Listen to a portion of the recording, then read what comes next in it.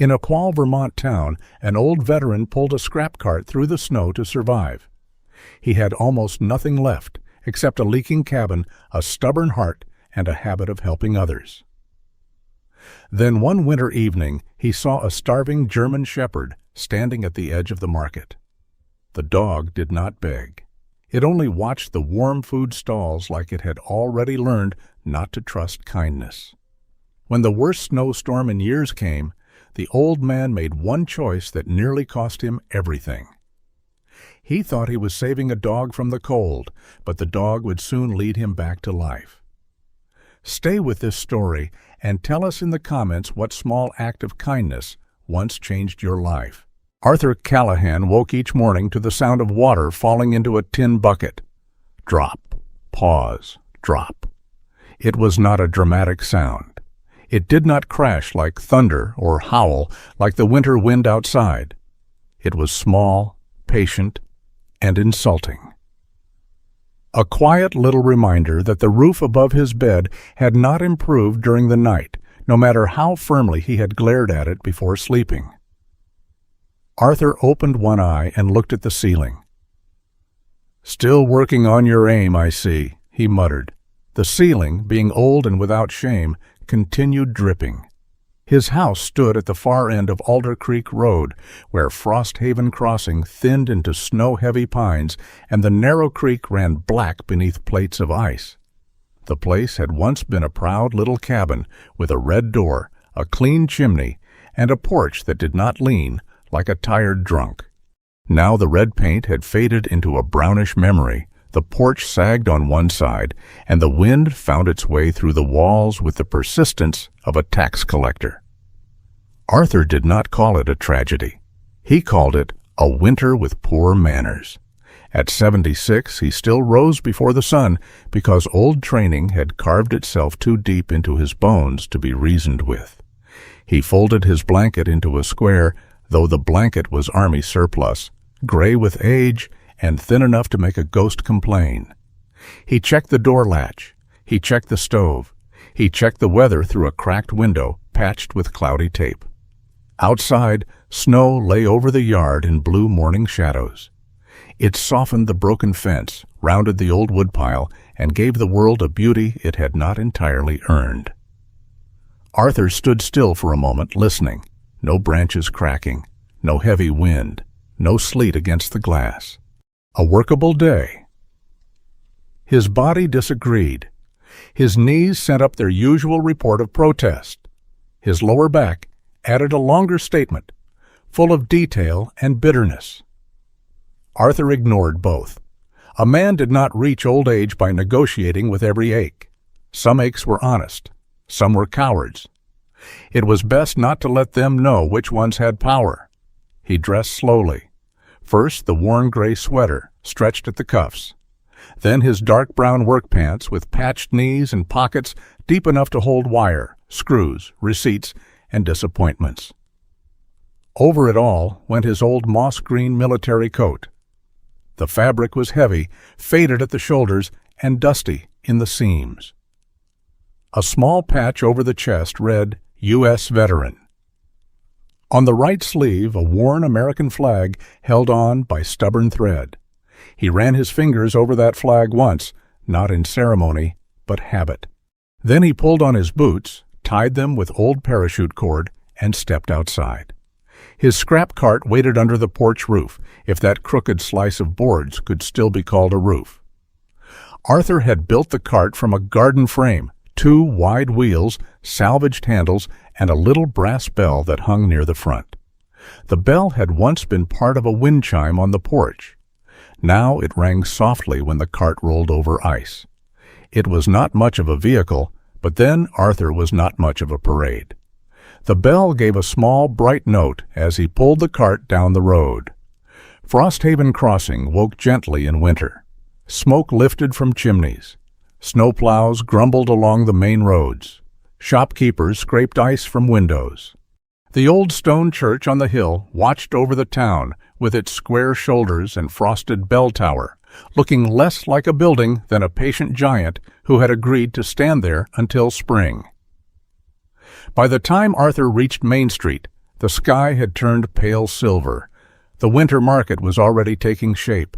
Canvas awnings bowed under snow. Strings of yellow lights blinked above wooden stalls. Someone had set out wreaths tied with red ribbon. The air smelled of coffee, wet wool, cinnamon rolls, and truck exhaust. It was the kind of morning tourists liked to photograph because they did not have to pay heating bills inside the picture. Arthur pulled his cart toward the alley behind the bakery, where the owner usually left bent trays and broken cardboard beside the bins. He took only what had been clearly discarded. That mattered to him. Poverty, in his opinion, was not a license to become careless with other people's property. He found 2 dented aluminum trays, a coil of copper wire too short to interest any electrician, and half of a metal window frame. Not a bad start. A delivery truck spun its tires near the pharmacy. The driver, a red-faced man in a wool cap, cursed at the snow and slapped the steering wheel as if the truck had insulted his mother. Arthur watched for 3 seconds. Then he sighed. "Machines don't respond well to sermons," he called. The driver looked over, embarrassed. "You know how to get her out?" "I know how to make her feel less trapped." Arthur took a shovel from his cart, cleared snow from behind the rear tires, then looped a short length of rope around the bumper and pointed to a patch of rough gravel near the curb. "Easy on the gas. If you stomp it, you'll only dig yourself a grave with headlights." The driver followed his instructions. The truck rocked once, twice, then lurched free. "Thank you," the man said, breath puffing white. Arthur only lifted a hand and went back to his cart. By noon, he had stopped 3 times to help people who would later say they had been just about to manage it. A florist's back door had frozen shut, and Arthur freed the hinge with oil from a tiny bottle he kept in his pocket. An older man had slipped near the post office, and Arthur helped him inside, brushing snow from his coat like it was the most ordinary duty in the world. Outside the hardware store, he tightened a loose chain on a plow attachment while the owner insisted he could have done it himself. Arthur believed him, mostly. People in Frosthaven Crossing cared about Arthur Callahan, but they had learned to do it sideways. May Larkin was the best at it. Her soup stall stood beneath a red and brown striped awning at the edge of the winter market. May was 64, round-cheeked, sturdy, and sharp-eyed, with chestnut hair threaded with silver and pinned in a low bun that never survived the steam from her soup pots. She had the voice of a woman who could comfort a grieving man and scold a mayor with the same wooden ladle. When Arthur came near, she looked him up and down. "You're limping." "I'm walking with character." "You're walking like a chair with one short leg." "I've met worse chairs." May snorted and stirred a pot of potato soup. The smell rose thick and warm, wrapping itself around Arthur's hunger before he could pretend he did not have any. "Back door's sticking again," she said. "If a paying customer sees me kicking it open, my reputation as a graceful lady of commerce will collapse." "You've never had that reputation." "Exactly. Imagine the damage if I lose even the rumor of it." Arthur fixed the door. It took him 15 minutes, 1 bent screwdriver, and 3 comments from May about how slowly former Navy men worked when deprived of applause. When he finished, she handed him a cardboard container of soup and half a loaf of bread wrapped in brown paper. "Payment," she said. "That door wasn't worth this much." It was a very emotional door. May. Art. They stared at each other. Hers was the face of a woman prepared to win by standing still longer. Arthur accepted the food. That was how kindness survived around him. It wore disguises. A little extra soup became payment. A pair of gloves became something left behind by a customer with terrible taste. A repair to his cart became Silas Boone complaining that the squeak offended the whole town. Silas was a retired clock repairman with a thin gray mustache, narrow shoulders, and a way of looking at broken things as if they had personally disappointed him. He and Arthur had once been close, though now their friendship lived mostly in insults and necessary repairs. Just last week, Silas had crouched beside Arthur's cart in the snow, tightening a bolt with his small toolkit. "Don't think I'm doing this for you," Silas had said. "I wouldn't accuse you of kindness." "Good. I hate slander." Arthur knew what people were doing. That was the trouble. He knew Caleb Dorsey at the scrapyard sometimes let the scale lean generous when Arthur's load was poor. He knew May gave him the thickest soup at the end of the day. He knew the pharmacist had once left a bottle of aspirin in his cart and pretended the wind must have put it there. He knew, and he hated needing it. Not the people. Never the people. Only the needing. By late afternoon, the snow began falling harder. The market lights glowed against the white air, each bulb surrounded by a golden halo. Frosthaven Crossing looked almost holy at that hour, as if the town had been lifted from the ordinary earth and placed inside a snow globe by a careful hand. Arthur stood near May's stall with the soup tucked inside his coat to keep it warm. His cart was half full, enough aluminum and scrap to make the walk worthwhile, enough food for supper, enough daylight left to get home before the cold sharpened. Then he heard a sound. Not a bark, not a whine, just the scrape of a wooden crate shifting near the edge of the market. Arthur turned. At first, he saw only the blue tarp sagging under snow beside the closed flower stand. Then a shape moved beneath it. Slow, controlled, too careful for a stray cat, too low for a man. A German shepherd stepped into the light. It was thin, painfully thin. Its black and tan coat was clumped with snow and mud, the darker fur along its back dull like wet coal. Its left ear had a small tear along the upper edge, making the ear tilt slightly even as the right one stood alert. Its ribs showed when it breathed, not sharply enough to say death had already arrived, but clearly enough to say death knew the address. A woman near the cider stall drew back. "Good Lord," she whispered, "look at that thing." The dog did not look at her. It looked at the food stalls, not greedily, not wildly.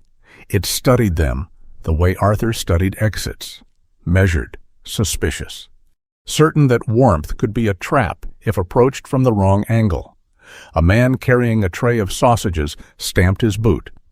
"Go on. Get out of here." The dog moved back but did not run. It lowered its head, not in surrender, but calculation.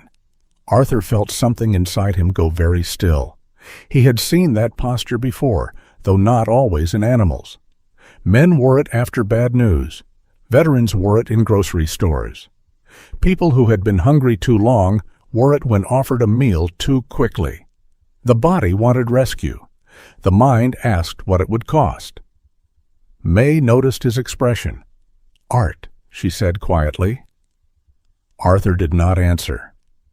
The dog took one step toward a fallen scrap of bread near a trash bin. Before it reached the bread, another vendor waved a broom in its direction.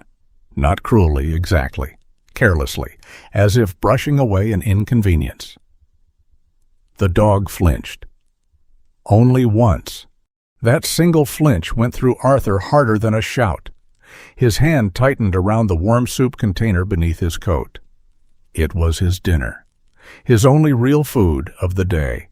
His house was cold, and the walk back would be long, and old men who made noble decisions on empty stomachs often paid for them at 2 a.m.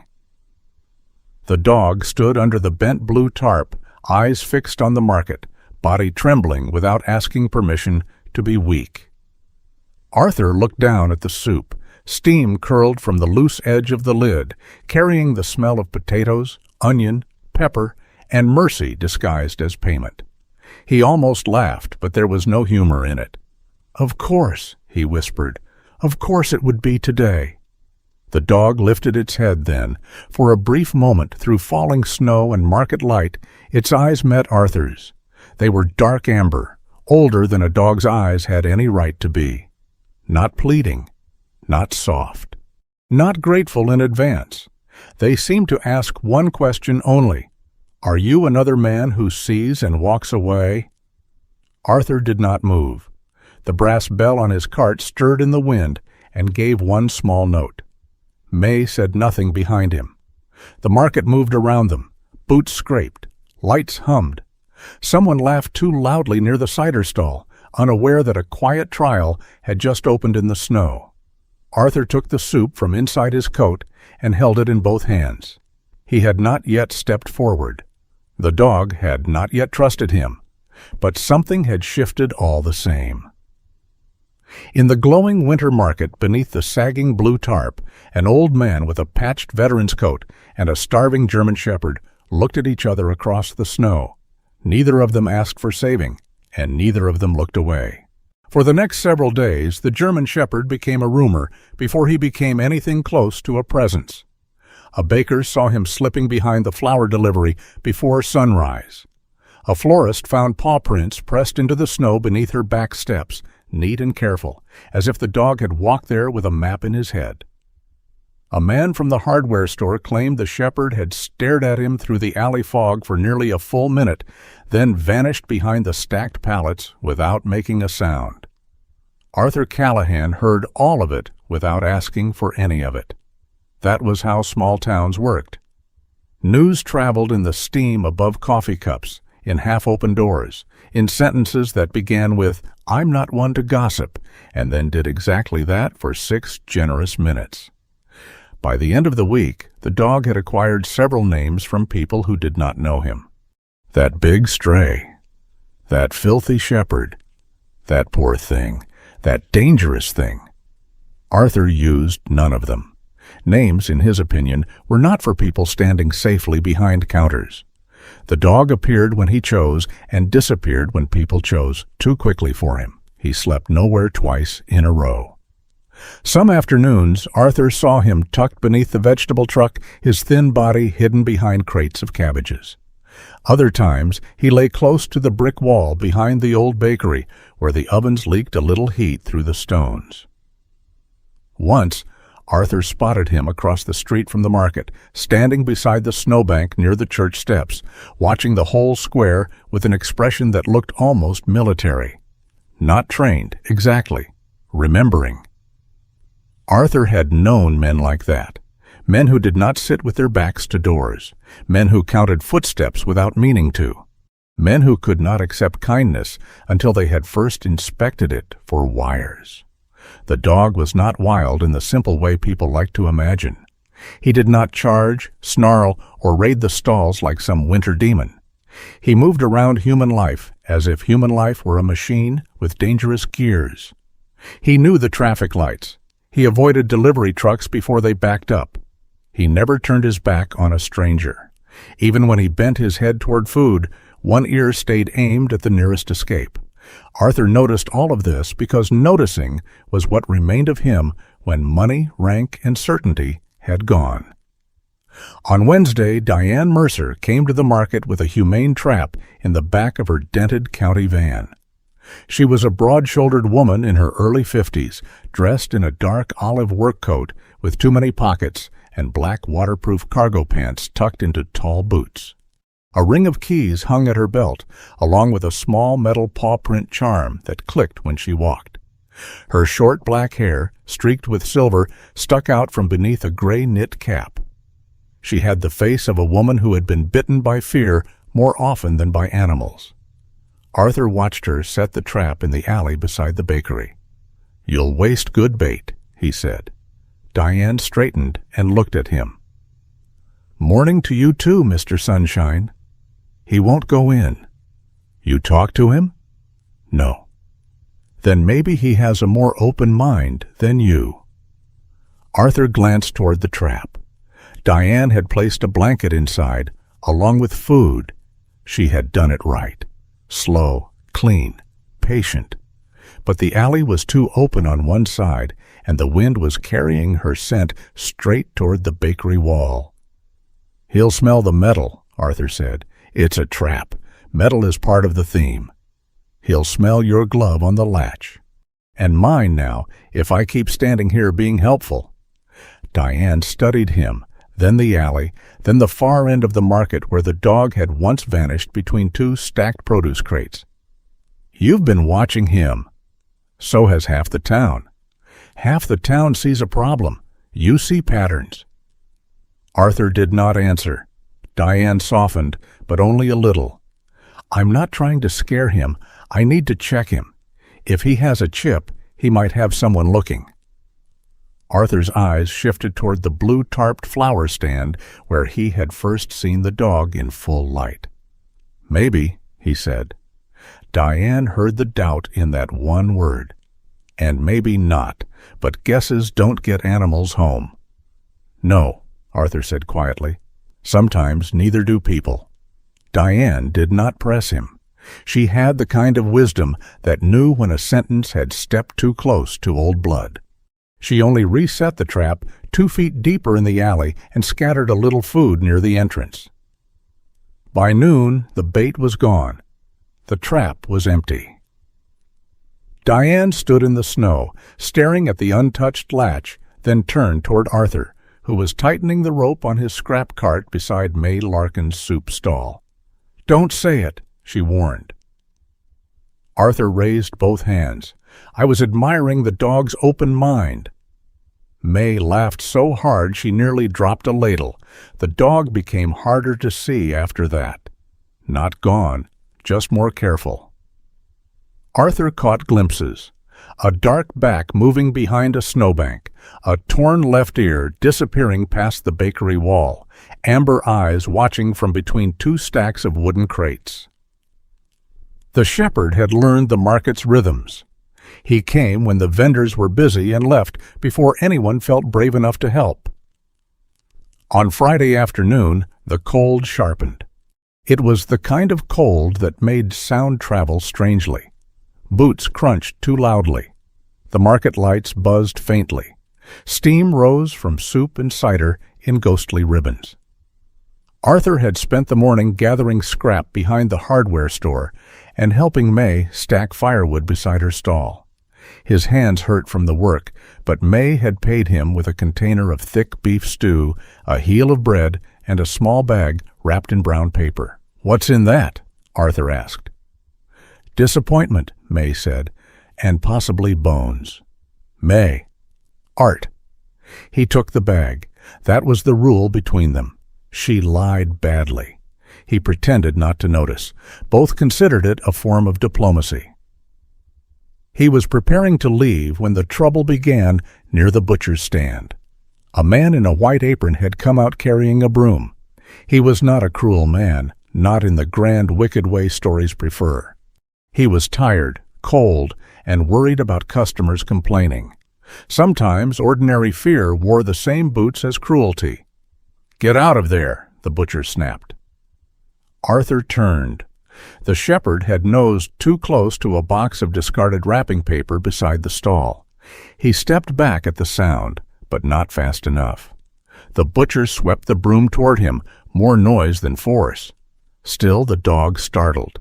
His paws skidded on the ice. His thin body twisted, and he went down hard on one shoulder. For 1 second, he did not get up. The market seemed to hesitate. A woman gasped. Someone said, "Careful, it might bite."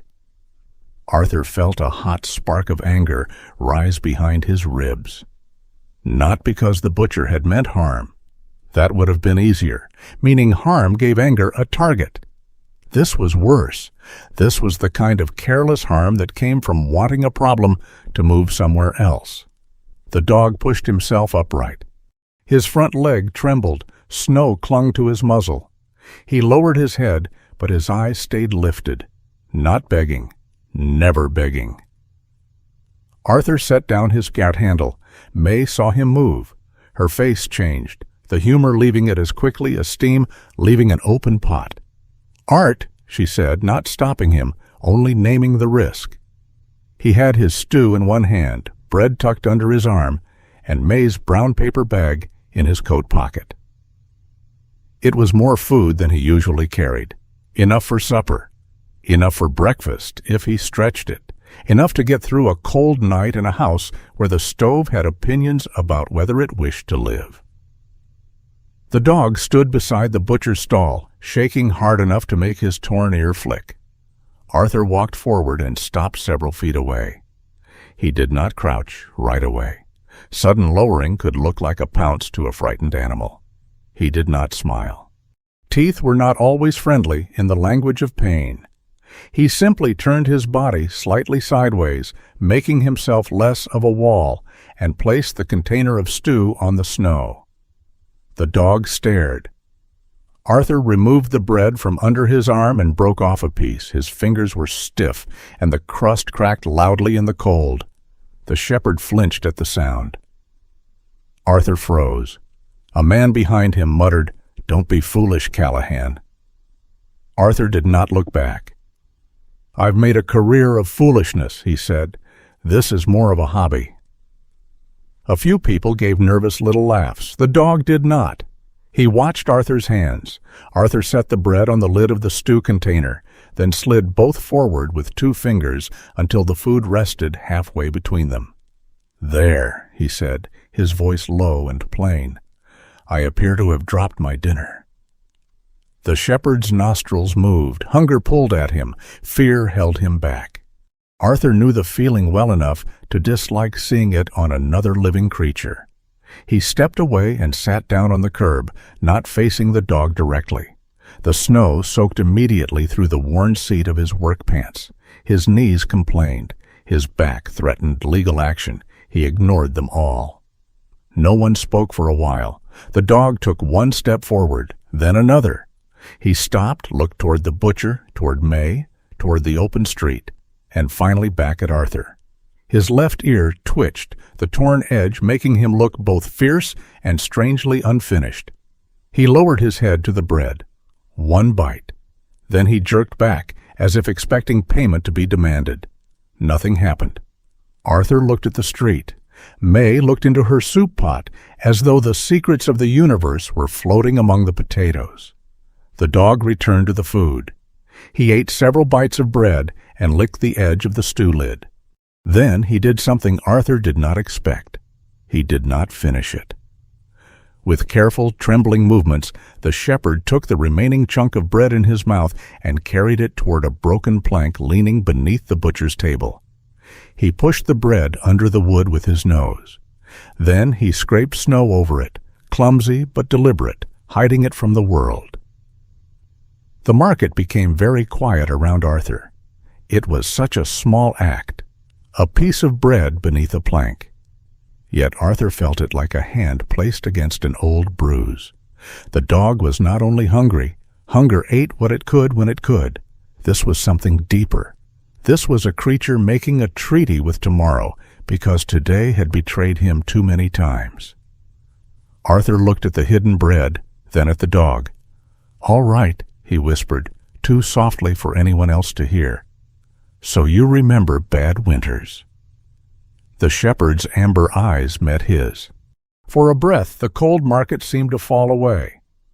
Arthur saw not a stray, not a nuisance, not a problem for Diane Mercer's van or the butcher's broom. He saw a survivor guarding the future with a crust of bread. And because the sight was too sharp to bear, Arthur looked down first. After that day, a pattern began. Not trust, not friendship. Arthur would not insult either word by using it too or early. A pattern. When Arthur came to the market, the shepherd often appeared somewhere near the edges, behind the cider barrels, beneath the vegetable truck, beside the alley where the bakery wall leaked warmth. Arthur never approached directly. He left food where the dog could see it and moved away. Sometimes the dog ate. Sometimes he waited until Arthur had gone. Sometimes he ignored the offering altogether and stared with the offended dignity of a judge dissatisfied with the proceedings. Arthur began carrying smaller portions in separate wrapping. A crust here, a few bones there, a scrap of meat, when May accidentally packed too much. "You're losing weight," May said one evening as Arthur repaired the latch on her storage door. "I'm becoming aerodynamic." "You're becoming stubborn, with elbows." "I've had elbows for 76 years. Seems late to return them." May leaned against the counter, arms folded over her burgundy sweater beneath her apron. The steam had loosened strands of silver from her bun. Her expression, usually sharp with jokes, had gone careful. "You're feeding him." Arthur kept his eyes on the latch. "I'm misplacing food in a consistent direction." "You're feeding him," she repeated. "He hasn't agreed to that arrangement. He doesn't have to agree for you to go hungry." Arthur tightened the final screw and stood. "I'm not going hungry." May looked at him the way only women who had cooked for men in denial could look. Then she turned, lifted a heavier pot from beneath the counter, and filled a larger container than usual. "I need the wood stack tomorrow," she said. "Back wall, all of it." Arthur frowned. "That's a two-person job." "Good. You and your pride can each take one side." "May," she snapped the lid onto the container. "You work, you get paid. I am not running a charity. I am running a soup stall with suspiciously high standards and an unreliable door." He stared at the food. She added the brown paper bag on top. "Also, these bones are ugly. Customers prefer handsome bones." A tired laugh escaped him before he could stop it. It was small, rusty, and gone quickly, but May heard it. She did not smile too widely. She knew better than to scare off rare wildlife. The next week passed in gray skies and yellow market lights. Arthur and the shepherd remained separated by rules neither of them had spoken aloud. Arthur did not reach. The dog did not come too close. Arthur did not call him boy, buddy, or good dog. The dog did not pretend gratitude. Once Arthur coughed too hard near the bakery alley, and the shepherd sprang backward with a low growl, lips lifting just enough to show teeth. Arthur stopped at once, raised one hand, and turned his face aside. "Fair," he said after a moment. "I've heard worse reviews." The dog stayed away for the rest of that day. Arthur told himself it did not bother him. By dusk, he was still watching the alley. On the 10th day, Diane Mercer returned. The humane trap was gone from her van. This time she brought only a small handheld scanner, a leash, and a tired expression. "He looks a little less hollow," she said, standing beside Arthur near May's stall. Arthur did not ask how she knew which dog they were discussing. Everyone knew now. The market had made the shepherd part of its weather. "May's bones are doing public service," Arthur said. Diane followed his gaze. The dog stood near the flower stand, half hidden by a curtain of falling snow. He was not close, but he was not gone. His torn left ear tilted into the wind, and his eyes remained fixed on Arthur's hands. "I'd like to scan him if we ever get close enough," Diane said. "He may have had an owner. Dogs don't learn streets like that without learning people first." Arthur's jaw tightened. Maybe his people lost him. Maybe he lost them. Diane was quiet for a moment. Her key ring clicked softly when she shifted her weight. "I've seen both," she said. "Neither one makes the dog understand." Arthur looked at the shepherd across the market. A child would have called him dirty. A careless man would have called him dangerous. Arthur saw the way the dog kept his weight off the sore front leg. He saw the way he stayed near warmth, but never inside it. He saw the hidden bread beneath the plank, though it had long since disappeared. "Can't catch him," Diane said. "Not yet." "No?" Arthur replied. "You think waiting is better?" Arthur watched snow collect along the dog's back. The shepherd did not shake it off. He stood still, proud and miserable, like a small kingdom refusing to surrender after the army had gone. "Some creatures don't need to be caught," Arthur said.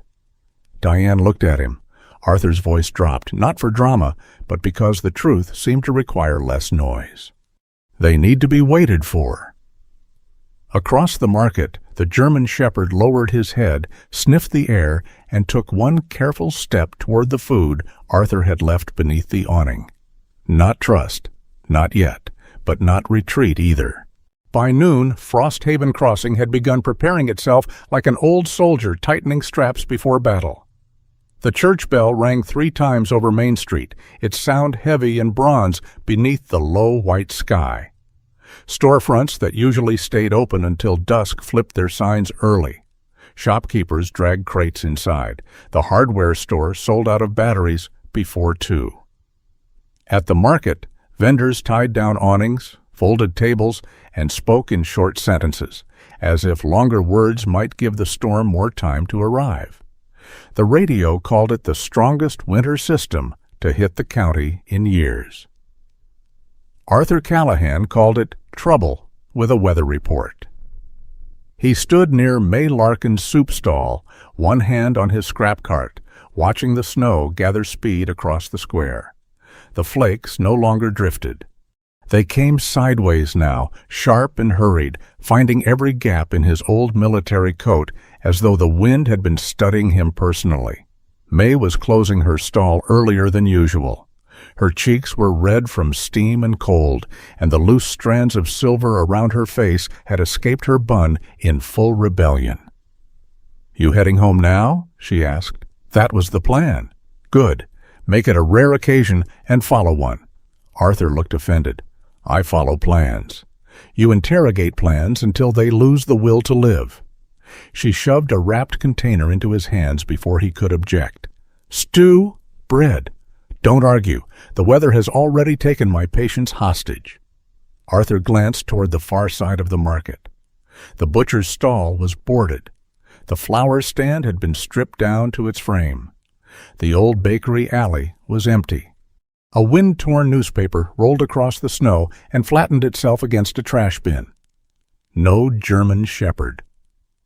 For 10 days the dog had appeared somewhere along the edge of the market before sundown, never close enough to be touched, never trusting enough to stay. But there had been a pattern, and old men like Arthur trusted patterns more than promises. Today the pattern was broken. May saw where he was looking. Her expression changed, not dramatically. May did not perform worry when she could simply wear it. Art. He's usually near the bakery wall by now. He's a dog with more sense than most men. Maybe he found shelter. Arthur kept looking. Across the square, 2 town workers were nailing sheets of plywood over the opening beneath the old storage awning beside the closed flower stand. The space had been one of the dog's hiding places, a low, dry pocket where heat from the neighboring bakery sometimes collected against the brick. A yellow notice had been stapled to the wood. Unsafe structure. Entry prohibited. Arthur stared at it. The notice was right. The awning was half-rotted. Snow load could bring it down. On paper, boarding it up was sensible. But paper had never spent a night outside. May followed his gaze and understood before he spoke. "No," she said. "I didn't say anything." "You were about to think something stupid."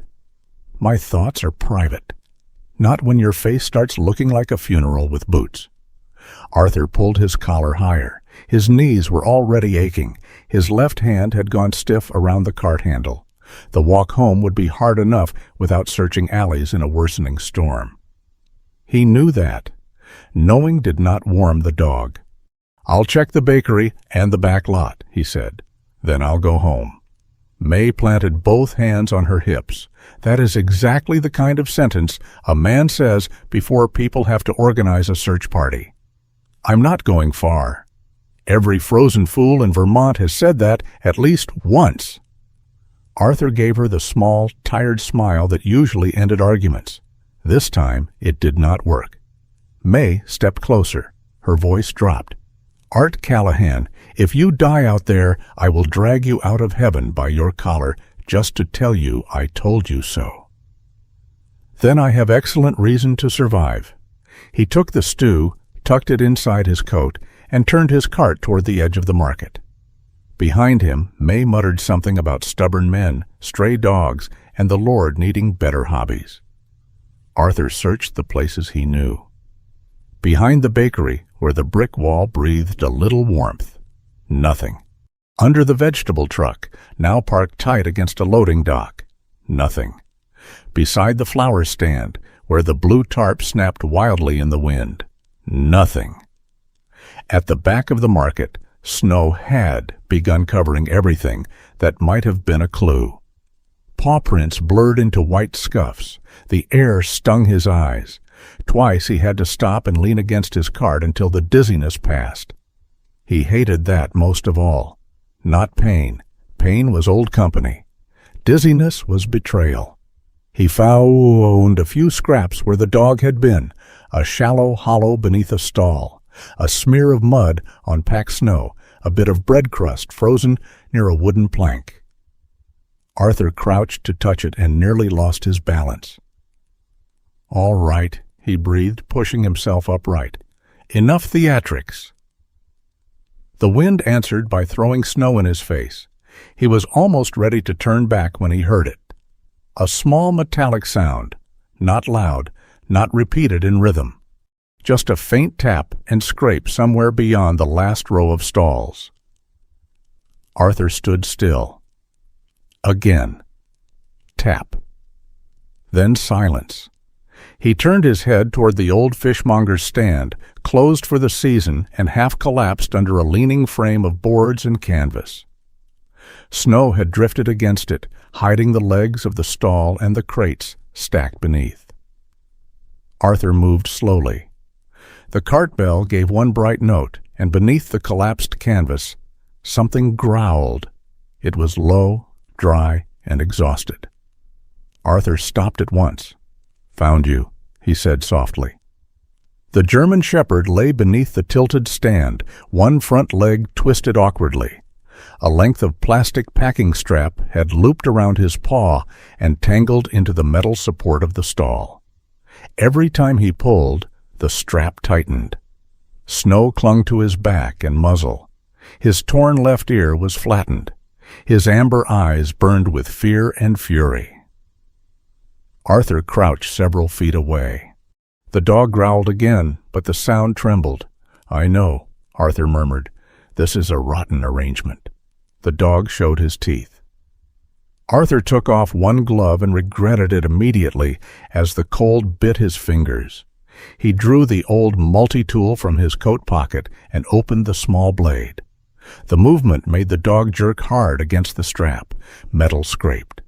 The dog yelped once, then clamped his jaw shut as if ashamed of the sound. That little swallowed cry went through Arthur like a hook. For a moment he was no longer in Frosthaven. He was somewhere else, in another cold, hearing a man try not to make noise because noise meant weakness, and weakness could draw fire. The past reached for him with white hands. Arthur blinked hard. "No," he whispered. "Not now." He set the blade down on the snow where the dog could see it. Then he turned his palm upward, empty. "Listen to me," he said. "I'm old. I'm cold. I am not in the mood to wrestle a wolf dressed like a shepherd." The dog panted, eyes locked on him. "I'm going to cut the strap. You may bite the glove. You may insult my character. You may not take a finger. I have grown attached to the few I've kept." Arthur slid his gloved hand forward first. The dog snapped. His teeth caught the thick leather. Not hard enough to crush, but hard enough to mean every warning. Arthur held still. His shoulder screamed. His knees hated him. Snow blew under his collar. "There," he said through clenched teeth.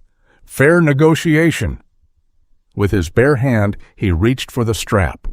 He did not grab the dog's paw. He did not force it. He cut the plastic one careful slice at a time, pausing whenever the dog's breathing spiked. The blade slipped once because his fingers were numb. He cursed under his breath, then apologized to no one in particular. At last, the strap snapped loose. The dog pulled his paw free and scrambled backward, colliding with the crate behind him. He almost fell. His front leg shook so badly he could not put full weight on it.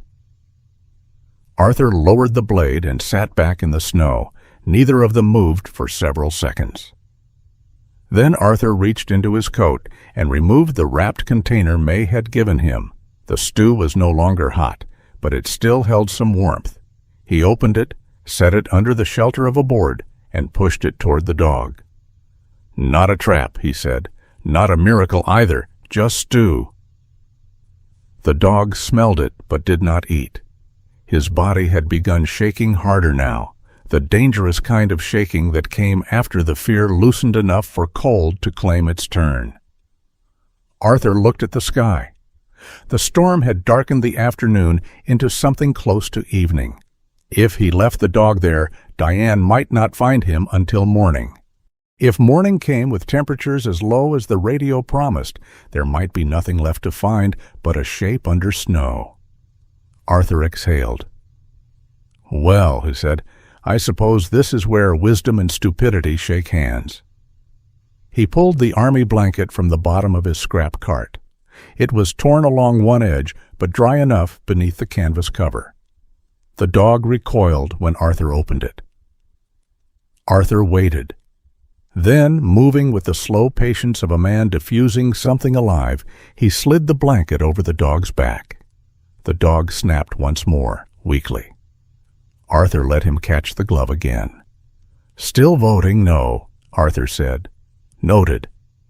Getting the dog into the cart took 20 minutes, 2 failed attempts, and language May would have fined him for using near soup. Arthur did not lift him outright.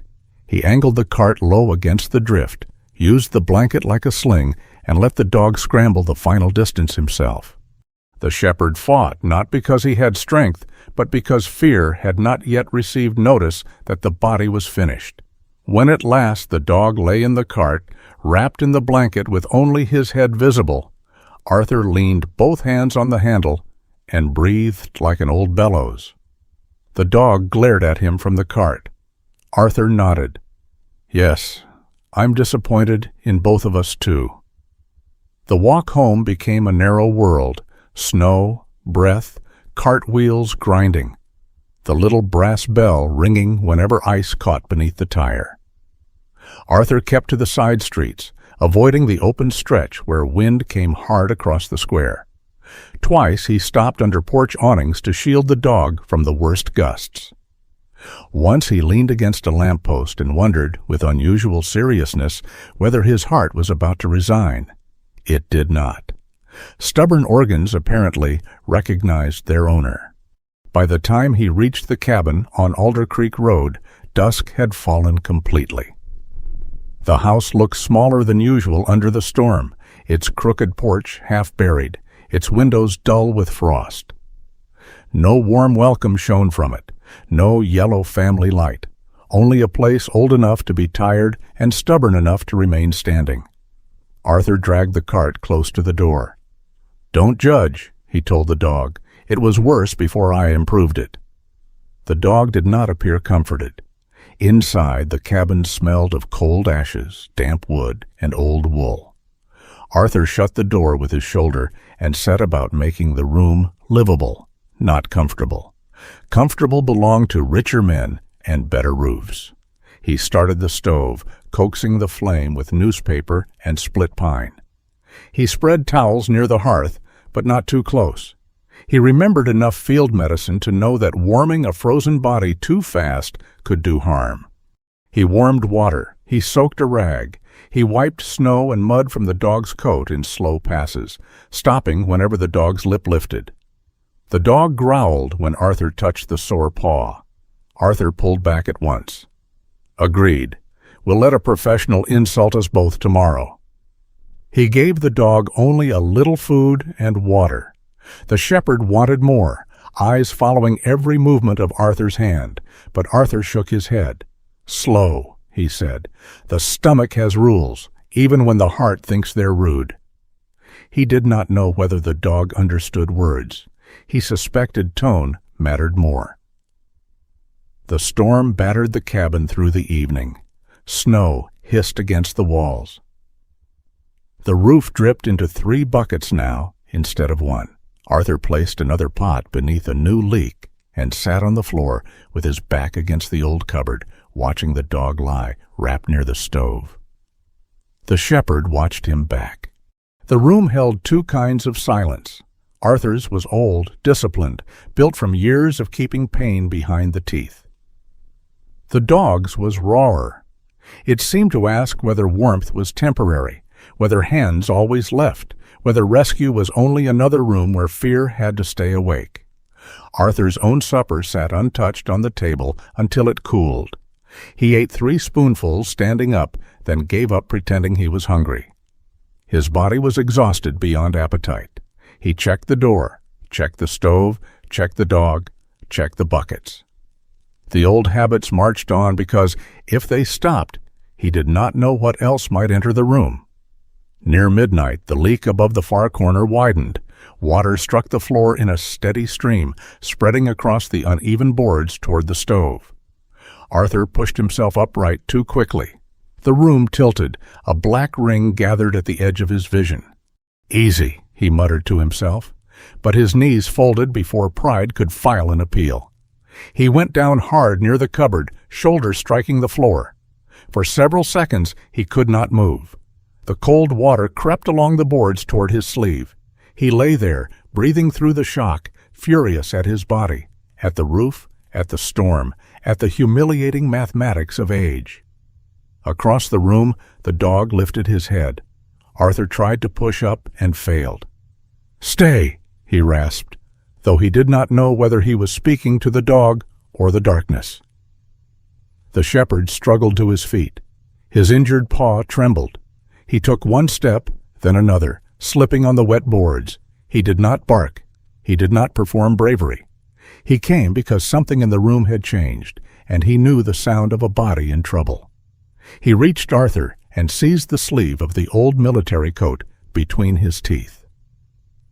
Not hard, not gentle, enough. Arthur stared at him. The dog pulled once, weakly, dragging the sleeve an inch away from the spreading water. Then he braced his thin legs and pulled again, as if this ruined old man were a thing that might still be moved back toward warmth. A laugh broke out of Arthur then. It was rough and pained, and nearly turned into a cough, but it was real. "Bossy," he whispered. "You're a bossy, starving scarecrow, aren't you?" The dog released the sleeve and stood over him, shaking, eyes fierce and frightened. Arthur rolled slowly onto one elbow, then to his knees. It took time. It took cursing. It took the dog staring at him like a commander dissatisfied with a recruit's form. Finally, Arthur got himself upright and shoved the bucket into place beneath the leak. Then he sat beside the stove because his body demanded surrender. The dog lowered himself between Arthur and the draft beneath the door. That, more than the sleeve, undid him. Arthur looked at the animal's narrow back, at the torn ear, at the ribs beneath damp fur, and felt something old shift in his chest. Not healing. Healing was too clean a word for what happened in broken rooms. It was more like a locked door somewhere inside him had realized there was still weather outside. Morning came without sunlight. The storm had not ended, but it had tired enough to stop screaming. Gray light pressed against the windows. Snow buried the lower half of the door. The fire had burned low, but the room still held a little warmth. Arthur woke in the chair beside the stove, stiff and aching. The dog lay on the floor between him and the door, head resting on his paws. His amber eyes were open, tired, wary, but not empty. Arthur shifted, and the dog's gaze followed him. For a long while, neither moved. Then Arthur leaned forward, elbows on his knees. "I don't know what they called you before," he said. The dog blinked. Arthur looked toward the old photograph on the shelf near the stove. 5 young men in faded uniform stood shoulder to shoulder in a place full of sun, all of them grinning with the foolish confidence of those who had not yet learned how much life could take. One of them had been named Harlan Voss. He had been broad, loud, impossible to embarrass, and forever placing himself between danger and someone else's skin. Arthur had not said his name aloud in years. He said it now carefully, as if carrying a cup filled to the brim. "Harlan?" The dog's ear twitched. Arthur swallowed. "I'll call you Harlan, if you don't object." The shepherd did not come to him. He did not wag his tail. He did not soften into some easy storybook ending. He only lowered his head again and let out a long breath, but he stayed where he was, between Arthur and the cold. The storm left Frosthaven Crossing under a silence so thick it seemed the whole town had been wrapped in wool. Snow-covered porch steps, buried fences, softened mailboxes into white humps, and made every road look as if no one had ever needed to go anywhere. The morning after the storm, the sun did not rise so much as pale behind the clouds, a tired silver coin hidden in a cold pocket. Arthur Callahan's cabin had survived, though not proudly. 2 buckets were full. 1 towel had frozen stiff near the back door. The stove still held a small bed of coals, and the old roof, having tried all night to surrender, had apparently decided to postpone defeat. Harlan lay near the stove, wrapped in the army blanket, head lifted but eyes heavy. He had eaten a little more before dawn, then pushed the last piece of bread beneath the edge of the blanket with his nose. Arthur pretended not to see. Some habits were not corrected by a full bowl. They were survived slowly. By mid-morning, someone hammered at the front door with the authority of a woman who expected the door to apologize for being closed. "Art Callahan," May Larkin shouted from outside. "If you're dead in there, I'm going to be furious." Arthur stood from the kitchen chair with the careful movement of a man whose body had become a committee of complaints. "That woman has never respected a dramatic entrance," he muttered. Harlan's head rose. His torn left ear tilted toward the door. Arthur raised a hand. "Easy."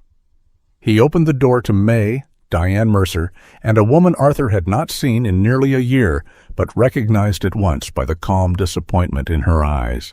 Dr. Elise Warren stepped into the cabin carrying a worn brown medical bag.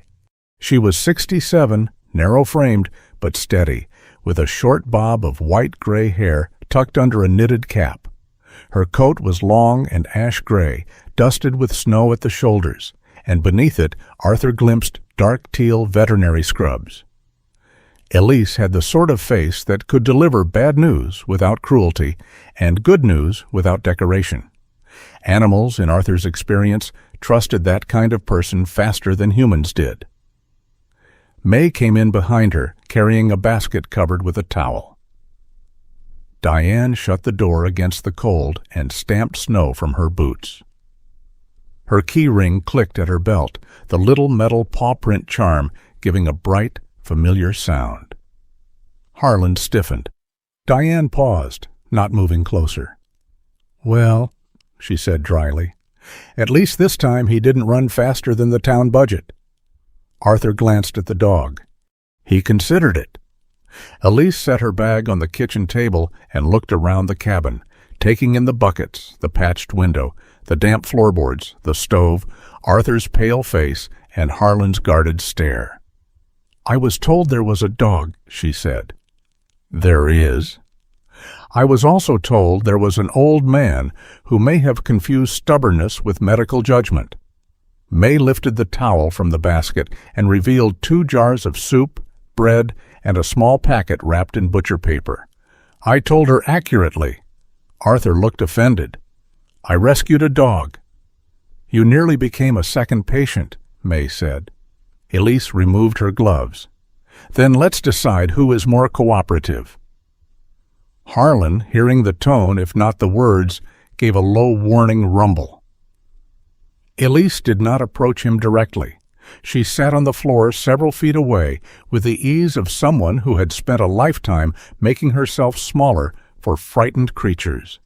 Her knees cracked faintly when she lowered herself. Arthur heard it. Elise caught his look. "Not a word, Callahan. At our age, every joint is entitled to an opinion." May snorted. Harlan watched Elise as if she were a new weather system. She opened her bag slowly, placing items on the floor one at a time. A small towel, a thermometer, a stethoscope wrapped in cloth, packets of food, a scanner. She did not reach for him. She let the room learn the shape of her tools before she used them. "You gave him too much food?" she asked Arthur without looking up. "No." "How much?" "Small portions." Water warmed him slow. Elise nodded once. "Good." Infuriating, but not foolish. Arthur accepted this as high praise. It took nearly 20 minutes before Harlan allowed the first touch. Even then, allowed was generous.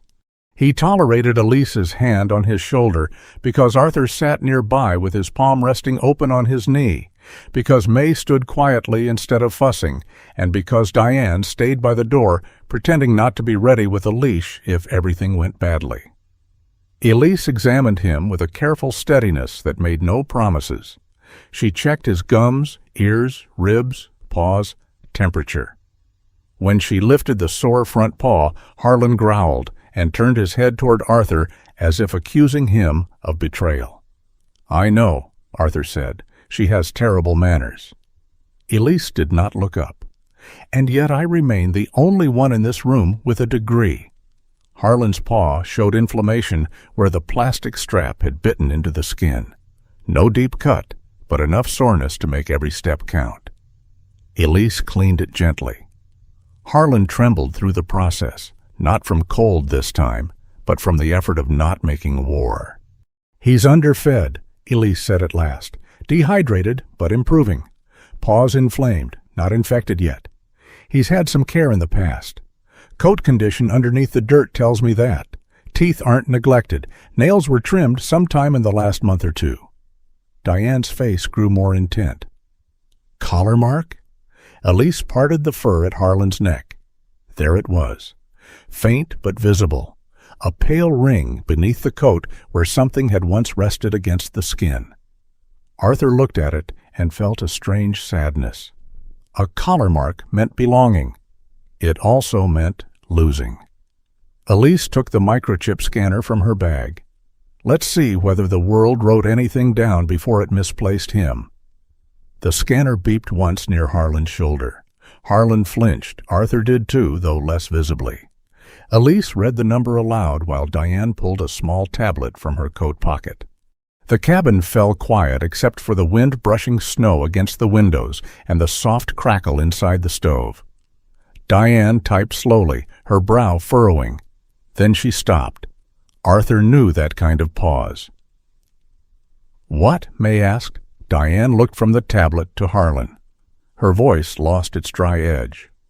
"Registered to an Everett Malloy. Commercial driver. Last address listed in Brattleboro, then updated through a trucking company out of New Hampshire." Elise waited. Diane scrolled. "Emergency contact disconnected. Company dissolved last year." Another pause. "There's a note linked through the county animal database. Vehicle accident outside Conway. Driver deceased." No one spoke. Harlan lowered his head onto his paws. He did not understand the words, but the room had changed, and dogs understood rooms. Arthur stared at the floorboards between his boots. Everett Malloy. A name from somewhere else. A man who had driven long roads, probably eaten bad coffee and worse sandwiches. Maybe spoken to the dog from behind a steering wheel as snow crossed the headlights. A man whose life had ended, leaving behind paperwork, a truck, and one living creature that did not know death, could make a door close forever. "No family?" May asked softly. "Nothing current," Diane said. "I'll keep checking. There's a required hold and notice process if we can't reach anyone. But if this information is accurate—" She glanced at Arthur. "He may not have anyone coming." Arthur looked at Harlan. The dog's eyes were half open, still wary, still tired, but not as empty as they had been beneath the market tarp. Arthur had thought he was rescuing a stray. Now the story had changed shape. Harlan had not been born to alleys. He had fallen through the gaps after another man's life broke apart. No villain, no dramatic cruelty. Just a chain of loss, paperwork, bad weather, and nobody standing close enough when it mattered. That was almost worse, because it was easier to hate a monster than a gap. Arthur rose slowly and opened the front door. Cold air entered. Harlan lifted his head. May turned. "Art?" Arthur stepped aside, leaving the doorway open wide enough for the dog to see the yard, the white road beyond it, the pines, the world that had almost taken him. Harlan stared out. The wind pushed snow dust across the threshold. The dog's nostrils moved. His body tensed, remembering movement, hunger, running, hiding. Arthur did not speak. He did not say, "You belong here now." He did not say, "I'll keep you." He did not say anything that might sound like a promise too large for a poor man with a leaking roof. After a long moment, Harlan lowered his head, turned away from the open door, and limped back toward the stove. Arthur closed the door. May looked down at her basket so no one would accuse her eyes of shining. Elise packed her tools with more care than necessary. Diane made a note on the tablet. Arthur returned to his chair. "Well," he said, voice rough, "that seems like paperwork enough for today." The next few days turned into a quieter kind of work. Harlan did not become a house dog overnight. He slept near the door, not by Arthur's bed.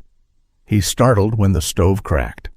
He hid food under the blanket and once behind Arthur's boot, as if the boot had been elected treasurer of winter. He did not wag his tail when Arthur spoke his name, but he looked up.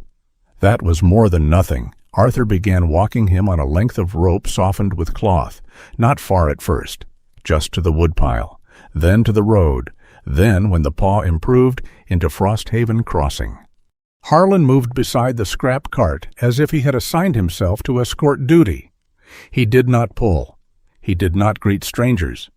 He watched the world from Arthur's left side, placing his body between the old man and anyone who approached too quickly. At the market, people noticed. May stood behind her soup stall, arms folded, trying not to look pleased. "Well, well," she said, "the king has acquired a knight." Arthur glanced at Harlan. "He's more of an unpaid supervisor." Harlan sniffed the snow near the bakery wall, then sneezed as if offended by the quality of the air. "He has standards," May said. "He has opinions. So do you." "That's different. Mine are correct." The first week Harlan accompanied him, Arthur found more scrap than usual, though not because the dog performed miracles. Harlan followed smells, old food, warm vents, damp cardboard, places where people had recently worked and left things behind. He paused behind the repair shop, nose low, and Arthur noticed a box of damaged electrical cords marked for disposal. The owner waved them off, saying Arthur could take the whole mess if he wanted. Another day, Harlan stopped beneath the low bridge near Alder Creek, interested in whatever small animal had passed through. Arthur saw 2 aluminum rails half buried in snow, likely fallen from a maintenance truck weeks earlier. Harlan did not find metal. He slowed Arthur down enough to see what his tired eyes might have missed. At Dorsey Scrap and Salvage, Caleb Dorsey watched the pair approach with the suspicious expression of a man who disliked surprises unless they could be weighed. Caleb was broad and thick-necked, with close-cropped hair and a dark jacket stained by oil and rust. A carpenter's pencil lived behind his ear as if it had grown there. He looked at Harlan, then at Arthur, then at the cart. "Dog working now?" "Consulting," Arthur said. Caleb grunted and began sorting the scrap onto the scale. The number flickered. Caleb's hand hovered over the adjustment knob. Harlan stared at him. It was not a growl, not a threat, just a long, silent look from amber eyes under a torn ear. Caleb slowly removed his hand from the knob. Arthur watched him. Caleb cleared his throat. "Scale's been touchy." "Is that what we're calling it? The dog judging me? He has a strong sense of market ethics. Caleb looked down at Harlan. That dog does accounting? Arthur took the cash Caleb offered and counted it. For once, the number made sense. No, Arthur said. He just has higher standards than several citizens. Caleb snorted despite himself. Get out of here before I charge you rent for the comedy. Small joys came carefully after that. They did not burst into Arthur's life like spring. They arrived like matches struck in cold rooms, Harlan eating from a bowl without dragging every bite away, Harlan sleeping with one eye closed instead of both open, Harlan walking beside the cart while the little brass bell rang ahead of them like a foolish herald. Then, one afternoon, a gray county vehicle stopped outside Arthur's cabin. A woman stepped out carrying a waterproof folder against her chest. Arthur saw her through the window and knew at once that she had not come with soup. Ruth Bellamy crossed the yard with the clean, determined stride of someone used to unpleasant responsibilities. She was in her late 50s, tall and lean beneath a navy parka, her ash-blonde hair cut to her jaw and tucked behind one ear. Snow collected on the shoulders of her coat, but she did not brush it off. Her face was composed, tired around the eyes, and too honest to hide that she wished this conversation belonged to someone else.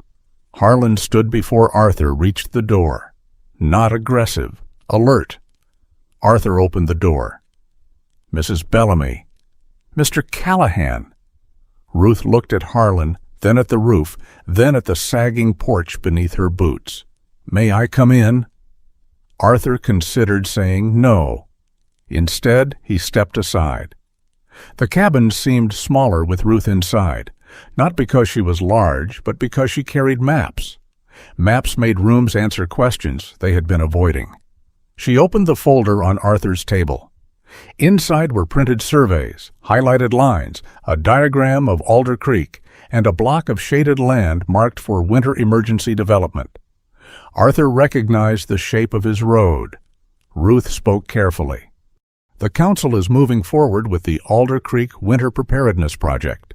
Supply storage, generator access, emergency blankets, road salt, a staging point for storms. Sounds useful. It is. Then I suppose you're here because useful things rarely knock politely. Ruth's mouth tightened, not in anger, but in acknowledgement. Your property sits inside the risk boundary. Arthur looked at the map. The shaded area covered the creek bend, the old storage lots, 2 abandoned sheds, and his cabin. Ruth continued. The ground has shifted more than we expected. Flood risk during thaw. Access problems during deep snow. Your chimney is visible from the road, but a truck can't reliably reach you after a major storm. I noticed. This structure isn't safe, Mr. Callahan. Harlan stood close to Arthur's left leg. The dog did not understand zoning, flood reports, or municipal responsibility. But he understood tone.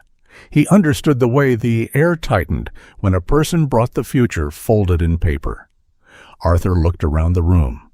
At the buckets, at the stove, at the old blanket near the hearth where Harlan had slept, at the cracked shelf holding a faded photograph of men who had been young enough to believe survival was something one earned permanently. I know, Arthur said. Ruth's eyes softened, though her voice stayed steady. I'm not trying to take your home because I want a clean map. Arthur looked at her then. She did not look away. My husband died in a storm 15 years ago, she said. The town didn't have enough equipment. No generator ready. No proper staging area. Roads closed before help could reach the north side.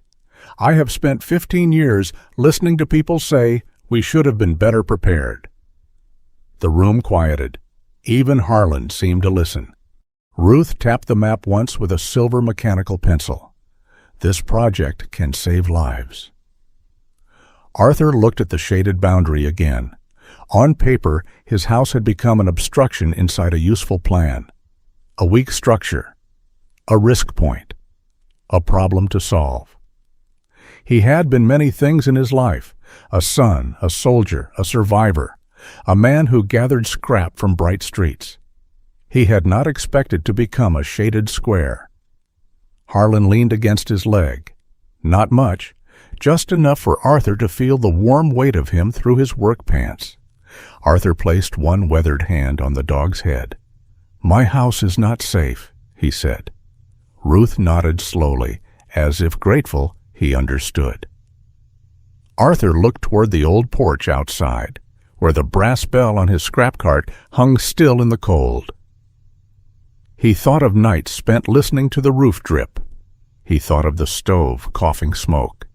He thought of waking to Harlan between him and the draft beneath the door. Then he looked back at Ruth. "But it is where I come back too." Ruth held the folder open in both hands. For the first time since entering the cabin, she had no immediate reply. The map had shown her the land. The room had shown her the man. Arthur Callahan began repairing the cabin 3 days after Ruth Bellamy unfolded the map on his kitchen table. Not because he believed a patched roof could argue with a county risk boundary. Not because he thought a few boards and rusty nails could shame the town council into changing its mind. He began because a man needed to put his hand somewhere when his life had been reduced to a shaded shape on paper. The first thing he fixed was the back door. It had been hanging crooked since November, rubbing against the floor with a groan that made Harlan lift his head every time Arthur opened it. Arthur found 2 old hinges in a coffee can, 3 screws that almost matched, and 1 bent bracket that had once belonged to something else. He worked with his coat on because the cabin never warmed properly before noon. Harlan watched from beside the stove. The German shepherd had gained a little weight. Not much. Enough that his ribs no longer looked like a warning sign beneath his black and tan coat. His injured paw had improved, though he still favored it after long walks. The torn left ear gave him a permanently skeptical look, as if the whole world had submitted a poor report and he was waiting for revisions. Arthur knelt by the door, holding a screw between his lips. Harlan stood, crossed the room, and picked up a rag from the floor. Arthur looked at him. "Helpful." Harlan dropped the rag into the box of screws. "Less helpful." Then the dog, perhaps offended by criticism, nosed the box too hard and sent half the screws scattering across the floorboards. Arthur sat back on his heels and stared at the mess. Harlan stared back. "You know," Arthur said, "I've served under officers with your exact management style." Harlan's tail moved once. Not a wag exactly, more like a private opinion. Arthur was still collecting screws when a knock came at the front door. He knew it was not May, because May did not knock like a visitor. She knocked like a weather event. This knock was sharp, thin, and annoyed. Arthur opened the door to find Silas Boone standing on the porch with a leather tool case in one hand and a paper bag in the other. He wore his old tweed coat, a dark blue cardigan buttoned wrong at the bottom, and a gray knit cap pulled low over his narrow head. Snow clung to his mustache. His small metal-rimmed glasses had fogged at the edges. He looked past Arthur at the crooked door inside. "That thing closes worse than your mouth when you ought to say thank you," Silas said. Arthur leaned against the frame. "Good morning to you, too." "It is not a good morning." "It is cold. Your porch is trying to commit a crime against carpentry, and I had to look at that back door from the road." "You could have looked somewhere else." "I tried. It offended me from a distance." Silas stepped inside without waiting to be invited, which was how he handled both friendship and trespassing. Harlan rose, but did not bark. He placed himself between Silas and Arthur, watching the old clockmaker with solemn interest. Silas looked down at him. "So that's the dog." "That is Harlan." Looks like he has better judgment than you." Arthur closed the door. "Most creatures do." Silas crossed to the back door, bent slowly with a grunt, and examined the hinge work. "This screw is wrong." It was available. So is stupidity. We don't install it. Arthur could have told him to leave. Once, years ago, he might have. Their silence had been built with smaller stones than anger. A missed phone call, an avoided street corner, a funeral neither spoke of afterward, and the memory of one winter rescue that had ended with a man dead beneath a sky full of stars. Instead, Arthur handed him the coffee can of screws. Silas took it without comment. For 2 hours, they worked like men repairing a bridge neither wished to name. Silas replaced the hinges. Arthur held the door steady. Harlan sat between them at first, then, deciding neither old man was likely to bite the other, lay down with his head on his paws. The cabin filled with the sounds of tools, metal scraping, wood creaking, Silas muttering insults at warped boards. When the door finally swung shut cleanly, Silas stood back and sniffed. "It will last." "Through winter?" "I said it will last. Don't make it responsible for poetry." Arthur almost smiled. Silas did not leave. Instead, he turned toward the wall clock above the shelf near the stove. It had been stopped at 2:17 for so long that Arthur no longer saw it as broken. It had become part of the house's expression, like a scar on a face. Silas looked at it for a long moment. "Clock's dead. Retired. Clocks don't retire. Neither do old fools, apparently." Silas set his tool case on the table. "Take it down." Arthur did. As Silas opened the clock's back panel, his hands changed. The rest of him remained brittle and sharp, but his fingers became patient, precise, almost gentle. He cleaned gears with a small brush, adjusted the weight chain, and squinted through a jeweler's loop. The room seemed to hold its breath for the tiny machinery of time. "You remember Route 9? Silas asked suddenly. Arthur, who had been stacking kindling by the stove, went still. Outside, snow slid from the roof with a soft thump. "I remember," Arthur said. Silas kept his eyes on the clock. "You wanted to keep going. You wanted to turn back. The ice was breaking under us. He was still alive when we heard him. We don't know that." Arthur looked toward the window.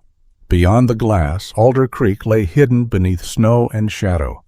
They had been younger then, Arthur not young in years perhaps, but young in the arrogant way men were when they believed endurance could bully fate.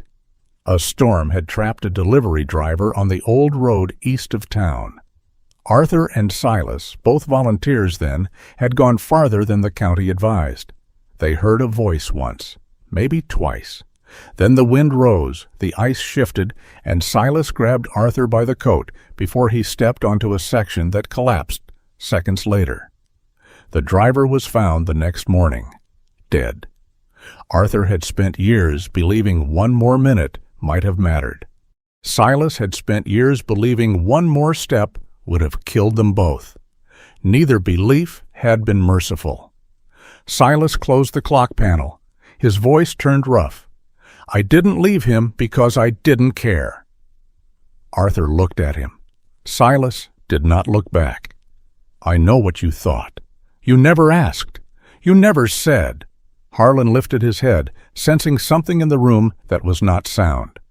Arthur's throat tightened, with words too old to be useful. Silas wound the clock. The pendulum gave one uncertain swing, then another. Tick, tick. The sound entered the cabin like a cautious animal. Silas hung the clock back on the wall. "There," he said. "If the house is going to be condemned, at least it can know what time it is." It was a cruel sentence if heard carelessly, but Arthur heard the tremor beneath it. The old clock had started again, and neither man seemed ready to say what else might.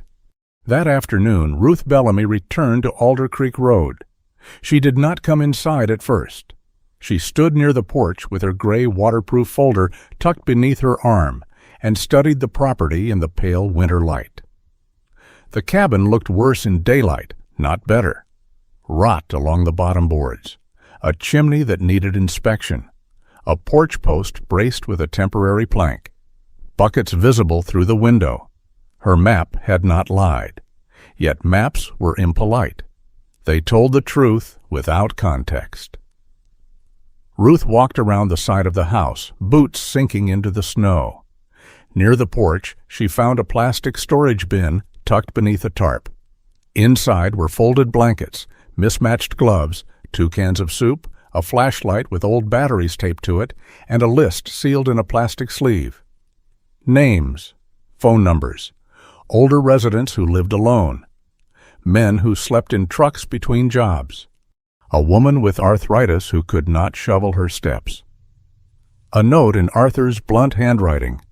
Check after hard freeze. Ask without asking. Ruth stood very still. May came up the road carrying a covered pot, cheeks pink from cold, her red-brown scarf whipping in the wind. "You found his royal supply closet," May said. Ruth looked at her. "He keeps this out here?" "Only when the weather turns mean." "This isn't safe." "No," May said, "but neither is needing help and having nowhere to be embarrassed in private." Ruth looked back at the bin. May's voice softened, losing its usual teasing edge. "Some folks won't step into the diner for a free meal. Pride freezes faster than fingers around here. Art knows that, so he leaves things where people can pretend they found them." Ruth touched the plastic sleeve with the name. "Does the council know?" May gave a dry laugh. "The council knows how to hold meetings. Different skill." Ruth did not smile. That would have been easy, and she was too honest for easy. She looked toward the cabin, where Silas was visible through the window, arguing with Arthur over something near the stove, while Harlan stood between them like an exhausted judge. "This area floods during thaw," Ruth said. "Emergency vehicles can't get down here in deep snow. If something happens, kindness won't satisfy a liability report." May's eyes narrowed. "You think I don't know that? I think everyone wants me to be cruel, so this becomes simple." May was quiet. Ruth looked older for a moment than 58. "My husband froze waiting for equipment this town should have had. I will not apologize for wanting better." May's face changed. She had known Ruth's loss, of course. Everyone knew the outline of it. But grief spoken plainly in cold air always arrived with new weight. "I'm not asking you to apologize," May said. "I'm asking you to look twice." Ruth glanced down at the list again. The wind moved the tarp. The blankets rustled softly. Inside the cabin, the newly repaired clock began striking the hour with a thin, uneven chime. 1, 2, 3. Ruth looked toward the sound. She had come with a folder full of risks. She had found one that was not on the page. The danger of removing an unsafe house without understanding who had been made safer by its porch. The next day, Arthur took Harlan into town with the scrap cart. The storm had left alleys crowded with broken branches, collapsed cardboard, and the small wreckage of winter commerce. Harlan walked at Arthur's left side, his rope led loose. He still flinched when a truck backfired near the bakery, but he recovered faster now. He no longer vanished behind Arthur's legs at every shout. Progress, Arthur had learned, sometimes looked like fear, taking one less step backward. Behind the market, a man in a dirty gray coat stood near Arthur's cart. Arthur had seen him before. Not often. A broad man with wind-burned cheeks and a liquor smell that arrived before his words did. He was grown, thick-armed, unsteady on his feet, and angry in the direction of anyone. Weaker than the weather. "That your cart, old man?" the man said. Arthur stopped a few feet away. "It is." "Looks abandoned. I'm standing next to it. Doesn't make it worth much." "No, the wheels do that." The man grabbed the cart handle. Harlan stepped forward. Arthur felt the rope tighten slightly in his hand. He did not pull Harlan back, but he did not let him lunge. The dog's body lowered, shoulders squared, torn ear angled forward. A low bark broke from him, deep enough to echo off the brick wall. The man jerked, then scowled. "Call him off. Let go of the cart. You think I'm scared of a dog?" Arthur's voice remained level. "I think you're cold, drunk, and looking for a smaller man than your trouble." The man's face darkened. For a second, the alley narrowed into the kind of place Arthur remembered too well. Hard surfaces, bad footing, one unstable person, no good ending if pride took command. Arthur did not move first. That was the difference age had taught him. Harlan barked again, sharper now. May burst through the back door of her stall with her wooden ladle in hand, like a queen arriving late to battle. "Eddie Marks, take your hand off that cart before I season you into next week." From the other end of the alley, Caleb Dorsey appeared, heavy boots crunching through snow. "Problem?" The man looked from Harlan to May's ladle to Caleb's shoulders, then released the handle. "Trash ain't worth this much fuss," he muttered, backing away. Arthur watched him go. Harlan remained planted in front of him, hackles lifted, breath clouding white. May came close, her face stern with fear, disguised as fury. "You all right?" Arthur nodded. "He never touched me." That was not the question. Caleb looked at the cart, then at the dog. "Good dog." Harlan ignored him. Arthur placed a hand on Harlan's head. The dog's muscles eased beneath his fingers. He should have felt triumphant. He did not. What filled him instead was something quieter and harder to name. Harlan had not made him young again, had not given him back speed, strength, or the old clean certainty of command. The dog had done something more difficult. He had stood beside Arthur while Arthur remained old, not less vulnerable, just less alone. Later, as evening lowered itself over Frosthaven Crossing, Ruth Bellamy stood across Main Street with her folder beneath one arm. She had seen enough. Arthur, Harlan, May, Caleb, and farther behind them, Silas carrying a repaired cartwheel under one arm, as if he had always intended to help and was irritated by anyone noticing. They moved slowly through the light snowfall, an odd little procession of stubborn souls and practical burdens. Ruth watched Harlan walk close to Arthur's side. She watched May slip a paper-wrapped package into the cart when Arthur looked away. She watched Caleb pretend not to adjust the load so the heavier metal would not slide. She watched Silas say something that made Arthur shake his head, though his mouth almost smiled.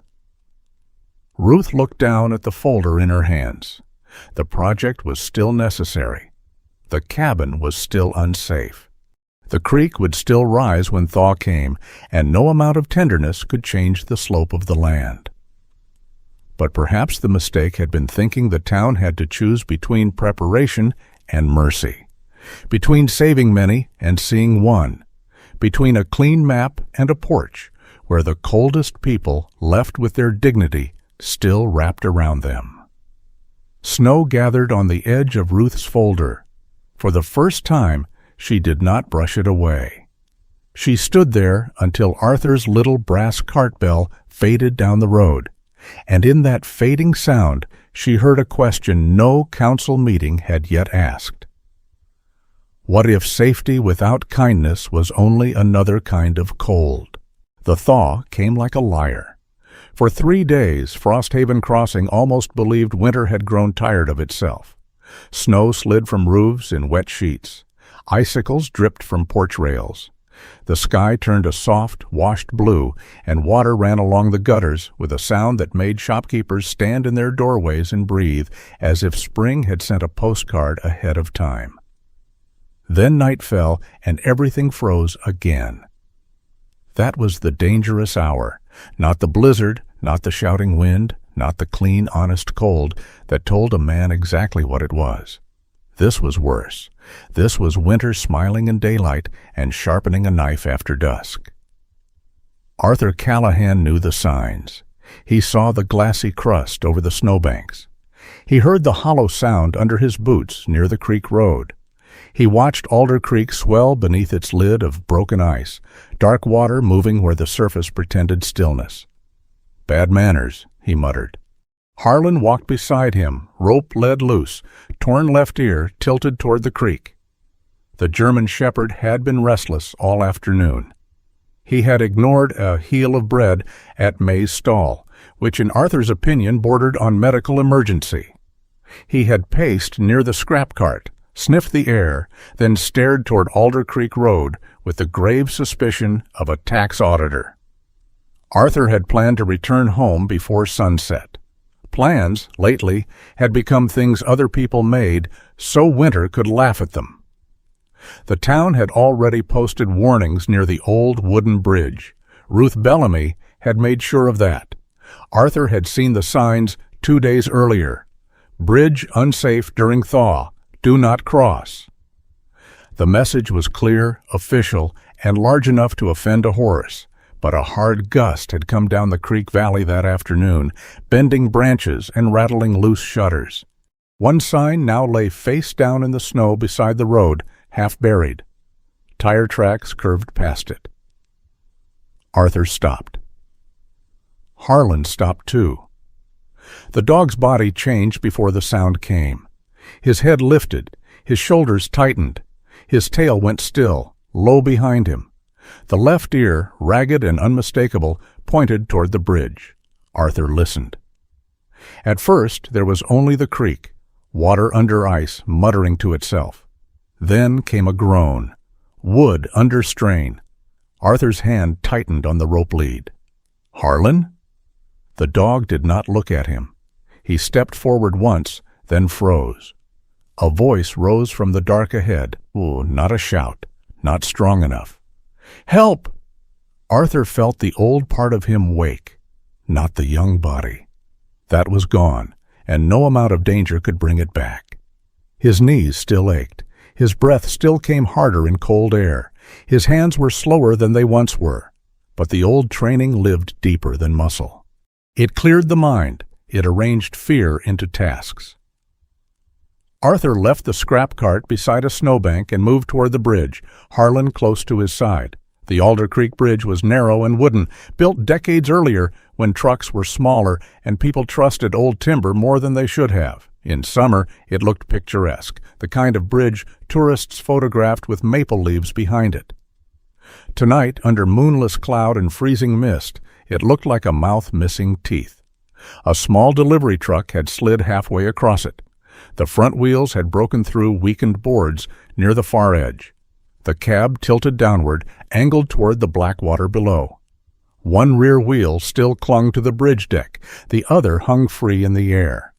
The bridge creaked with each tiny shift. Inside the cab, a man pressed one hand to the window.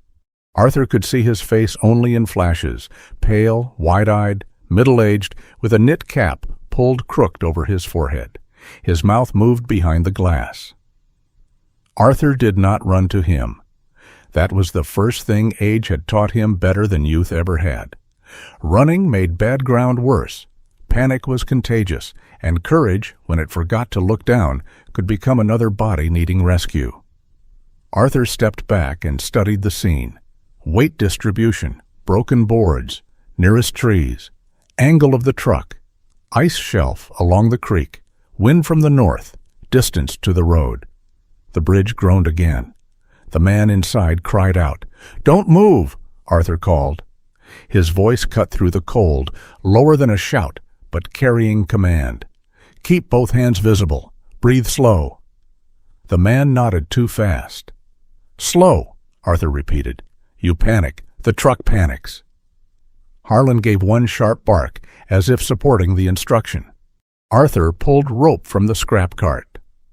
Not enough for a full rescue rig. Enough for a poor man who never trusted weather. He carried lengths of old climbing cord, tow rope, and 2 carabiners he had salvaged years earlier, and never thrown away because useful things deserved loyalty. He tied the main rope around a thick maple trunk near the roadside. His fingers worked stiffly, but the knots remembered. Bowline, half hitch, backup. He had tied those knots on boats, in rain, in places where mistakes were not corrected by apologies. Arthur tugged once, good enough for a first anchor, not enough for stupidity. He looked at Harlan. The dog stood waiting, eyes fixed on the truck. Harlan had no understanding of rigging, but he understood urgency. He understood that Arthur's breathing had changed. "Don't look proud," Arthur said to him. "This is a terrible idea, wearing a practical hat." He took the lighter line, looped it carefully through Harlan's rope harness, not his collar, and tied a small cloth-wrapped weight to the end. He did not send Harlan onto the broken bridge. That would have been madness. But along the snowbank to the side there was a narrow ridge of packed snow leading near enough to the rear axle for the line to be reached from the truck's window if the man could lean safely. Arthur crouched in front of Harlan and held the dog's face between both hands for one brief second. Harlan let him. That alone would have been impossible weeks ago. "Go to the post," Arthur said softly, pointing to the low bridge rail still anchored on the near side. "Not the water, not the boards, the post." Harlan did not know all the words, but he knew the gesture. He moved low and careful along the snowbank, paused, testing each step. The line trailed behind him. Arthur fed it slowly, keeping it from snagging. Twice Harlan stopped. Twice Arthur gave a low whistle and pointed again. "Easy, that's it. Easy." From the road behind him, a voice shouted, "Art!" May Larkin came through the snow holding a lantern in one hand and a bundle of blankets under one arm. Her red scarf had been wrapped so badly in her hurry that one end dragged over her shoulder like a wounded banner. "I heard your whistle," she gasped. Arthur had not realized he had blown it. The emergency whistle hung inside his coat, and old habits had apparently made decisions before pride did. "Stay back," he called. "Bridge is weak." May saw the truck and went still. Then her face changed into the practical fury she used when fear had no time to sit down. "What do you need?" "Light, blankets. Call Ruth. Call Caleb. Call anyone with hands and sense, in that order." May dug her phone from her coat with stiff fingers. Harlan reached the post. The line was now close enough to the truck's rear side. Arthur called to the trapped man. "Window down if it works." The window lowered halfway with a grinding sound. "Name?" Arthur shouted. "Graham Pike." "All right, Graham, listen to me. The dog brought you a light line. Don't pull hard. Just bring it in. Tie it to the steering column if you can reach. If not, loop it around anything solid. Slow movements." The man's shaking hand reached through the window. For one terrible moment the truck shifted. The bridge cracked. May whispered something that may have been a prayer or a threat to God. Arthur held up one hand. "Freeze!" Everything froze, even Harlan. The dog stood near the post with the line slack behind him, body tense, ears forward, not moving an inch. That was the moment Arthur felt it. Not fear exactly, but the narrowness of the world. One wrong pull, one slipped foot. One person rushing because fear told them hurry meant help, and Alder Creek would take what it wanted. He looked at the truck, then at the rope, then at May, standing with the lantern shaking in her hand. There had been a time when Arthur would have stepped onto that bridge himself, because the body he owned then had been strong enough to make recklessness look noble. Tonight the old urge rose in him anyway. Go, move, take the risk, be the one between danger and the living. His knees trembled, his chest burned from cold, and for the first time Arthur did not confuse being unable to go alone with failure. "May," he said, voice rough but steady, "I need people." May looked at him. The words cost him more than the cold. Then she nodded once and spoke into the phone with the authority of a woman ordering the entire town to behave. Within minutes, headlights appeared through the falling mist. Caleb Dorsey arrived first in his salvage truck, boots hitting the snow before the engine was fully off. He wore his dark work jacket open, no hat, hair wet with thaw and frost. "What the hell happened?" "Truck's slipping," Arthur said. "Need your tow line on my anchor. No jerking. Steady tension only." Caleb looked at the bridge, then at Arthur's knots. "You tied this?" "Yes." "Good." From Caleb, that was a hymn. Silas Boone arrived next, wheezing in outrage, carrying a coil of rope over one shoulder and wearing boots that did not match. "If this is your idea of a social evening, Callahan, I prefer your silence." "Anchor support," Arthur said. Silas saw the setup and moved without further insult. He braced himself near the maple, checking the line with narrow, clever hands. Ruth Bellamy's county vehicle slid to a stop behind Caleb's truck. She stepped out with a flashlight and phone already in hand, navy parka zipped to her chin, face pale but controlled. "Rescue unit is en route," she said. 7 minutes, if roads hold." "We may not have 7, Arthur replied. Ruth looked at the truck, then at the bridge, then at the people gathering too close. Her voice sharpened. "Everyone back from the bridge. Caleb, park angled across the road. No more vehicles near the deck. May, keep that light on the cab. Silas, tell me if the anchor shifts." Arthur glanced at her. Ruth did not notice. She was too busy becoming exactly what the moment needed. Caleb connected his tow line to Arthur's rope system. They did not try to pull the truck back in one heroic motion. Arthur refused that idea before Caleb fully suggested it. "No yanking. We stabilize first. Graham gets out. Then the truck can drown for all I care." "I care about my tow line," Caleb muttered. "Grieve later." The lighter line Harlan had carried allowed Graham to secure the first rope inside the cab. Caleb's tow line took some of the truck's weight. The bridge groaned but did not drop. Arthur moved as close as he safely could. "Graham," he called, "open the door slow. Keep your weight uphill. Do not jump." "I can't." "You can," Arthur said. "You will do it badly, maybe, but you will do it." May, from behind the lantern, snapped, "That is not comforting." It was not designed for comfort. Somehow Graham laughed once, a broken, terrified sound. It steadied him more than kindness might have. The rescue unit's siren wailed faintly in the distance. Too far. The truck slipped another inch. The rear wheel screeched against wood. Harlan barked, a deep warning that made every person there go still. "Now," Arthur said. "Graham, now." Graham pushed the door open. Caleb held the tow tension. Silas and Ruth braced the anchor line. May kept the lantern fixed on the cab. Arthur guided Graham's movements with short commands, each word chosen like a board laid across dark water. "Left hand, knee up. Don't look down. Hold the rope. Good.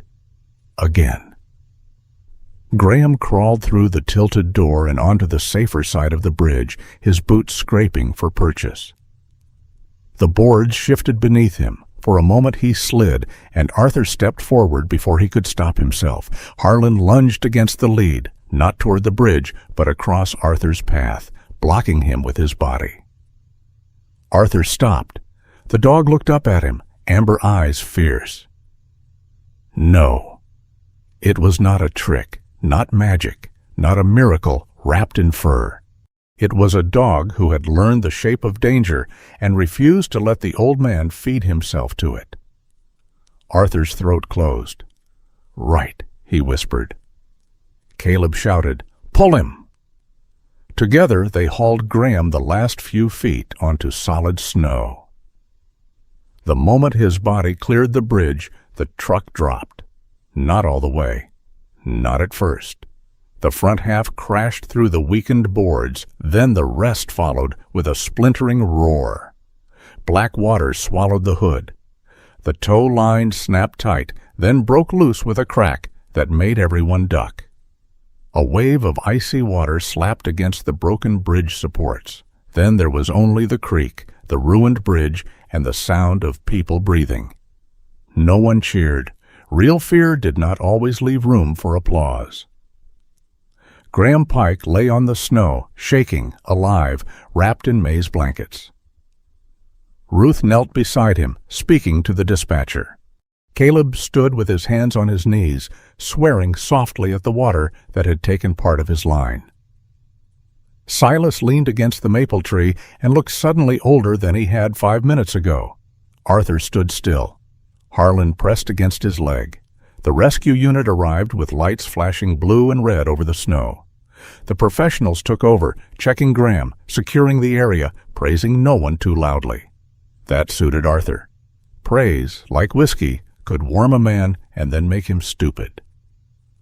By the time Arthur got home, the cold had entered him deeply. He tried to hide it. He made it as far as the chair beside the stove before his hands began shaking too hard to untie his boots. Harlan whined once. Arthur looked at him. "Don't start." The dog started. He paced, nudged Arthur's knee, then went to the door and barked until Silas, who had walked up behind them carrying extra wood, pushed inside without knocking. "I knew it," Silas said. "You look like warmed over death. That's an improvement." Silas touched Arthur's forehead with the back of his hand, then cursed. May arrived 20 minutes later with Dr. Elise Warren, who examined Arthur with no more sympathy than she had given Harlan. "Mild fever," Elise said. "Exhaustion, cold stress, stubbornness bordering on structural defect." "That last one covered by insurance?" Arthur asked. "No." She ordered him to bed. Arthur tried to object. Harlan placed both front paws on the side of the bed and stared at him. Arthur lay down. "There," May said. "Finally, someone in this house with authority." Harlan did not eat much that evening. He lay beside the bed, head resting against Arthur's hand, as if afraid that if he slept too deeply, the man would vanish into the same place Everett Malloy had gone. Arthur drifted in and out of fever, waking sometimes to the dog's warm weight against his fingers, sometimes to Silas adding wood to the stove. Night settled. May left only when Elise promised to check again in the morning. Caleb dropped off a bundle of dry kindling on the porch without coming in. Ruth called once to say Graham would recover and that the bridge would be closed properly by morning. Silas stayed. He sat in the chair near the stove, his mismatched boots stretched toward the heat, the repaired clock ticking above him. For a long time neither man spoke. Then Silas said, "You almost stepped onto the bridge." Arthur kept his eyes closed. "I stopped. The dog stopped you." Arthur opened one eye. "You jealous?" "No. I've been trying to stop you from killing yourself for 30 years. He accomplished it in a month." The corner of Arthur's mouth moved. Silas stared into the stove. Firelight cut deep lines into his narrow face. His mustache twitched once, as if words were trying to pass through it and finding the gate locked. "I didn't hate you," Silas said at last. Arthur turned his head slightly. Silas did not look at him. "After Route 9. I didn't hate you." "I know. No, you don't. You decided I was a coward because that was easier than deciding the storm beat us." Arthur was quiet. The clock ticked. Harlan's breathing rose and fell beside the bed. Silas swallowed. "I decided you were reckless because that was easier than admitting I hurt him, too." Arthur's chest tightened. The old road returned for a moment. The dark, the wind, the voice that may have been real or memory, the impossible choice between going on and dying with someone they could not reach. For years, Arthur had held that night like a blade by the wrong end. "I used anger," Arthur said slowly, "because grief didn't give me anything to do." Silas nodded once. The fire shifted in the stove. Arthur looked at his old friend through fever-blurred eyes. "We punished the wrong men long enough." Silas's jaw worked. He did not say yes. He did not say forgive me. He did not cross the room in some grand gesture fit for a church painting. He only stood, took another piece of wood, and fed it into the stove. Then he moved his chair closer to the bed. Not much, just enough that the light touched both of them. For two old men who had spent decades speaking around a wound, it was almost a confession. On the floor, Harlan lifted his head, watched Silas settle back into the chair, and gave a long, tired sigh. Arthur closed his eyes. Outside, Alder Creek ran black beneath broken ice. Inside, the repaired clock kept time. The fire held, and the house with too many leaks carried 3 old survivors through the night. The day after Alder Creek Bridge collapsed, Frosthaven Crossing did not wake as a transformed town. No choir appeared on Main Street. No newspaper arrived to crown anyone a hero.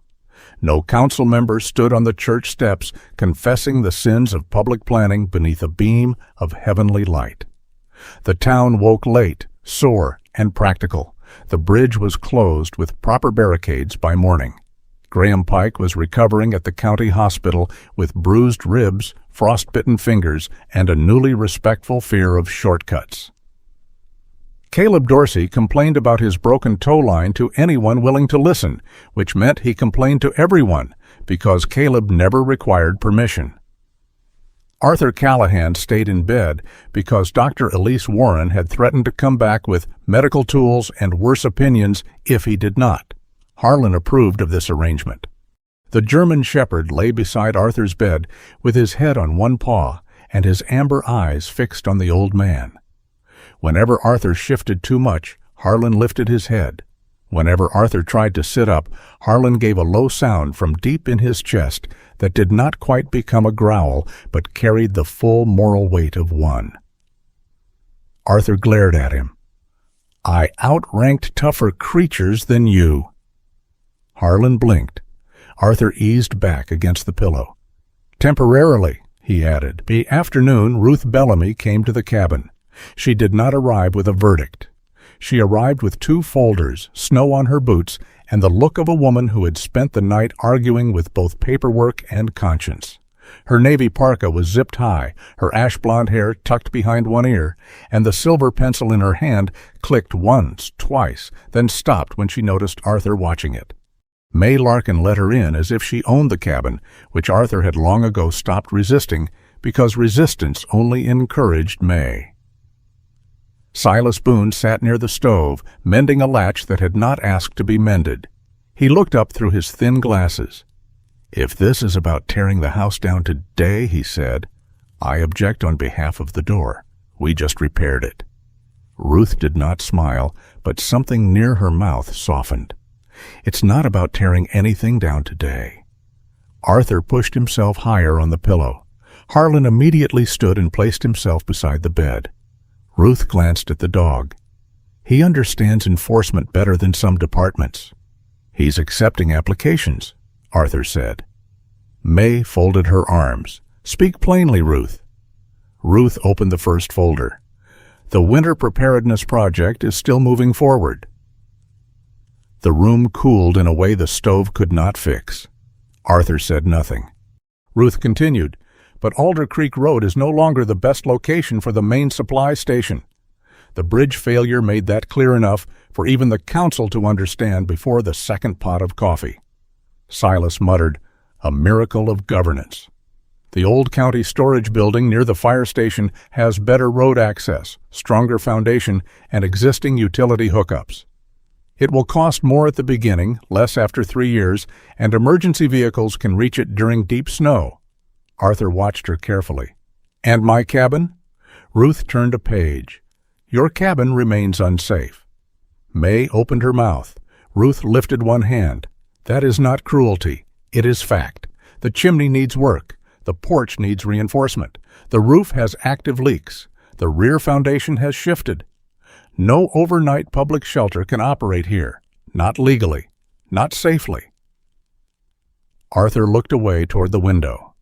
The yard outside was bright with snow.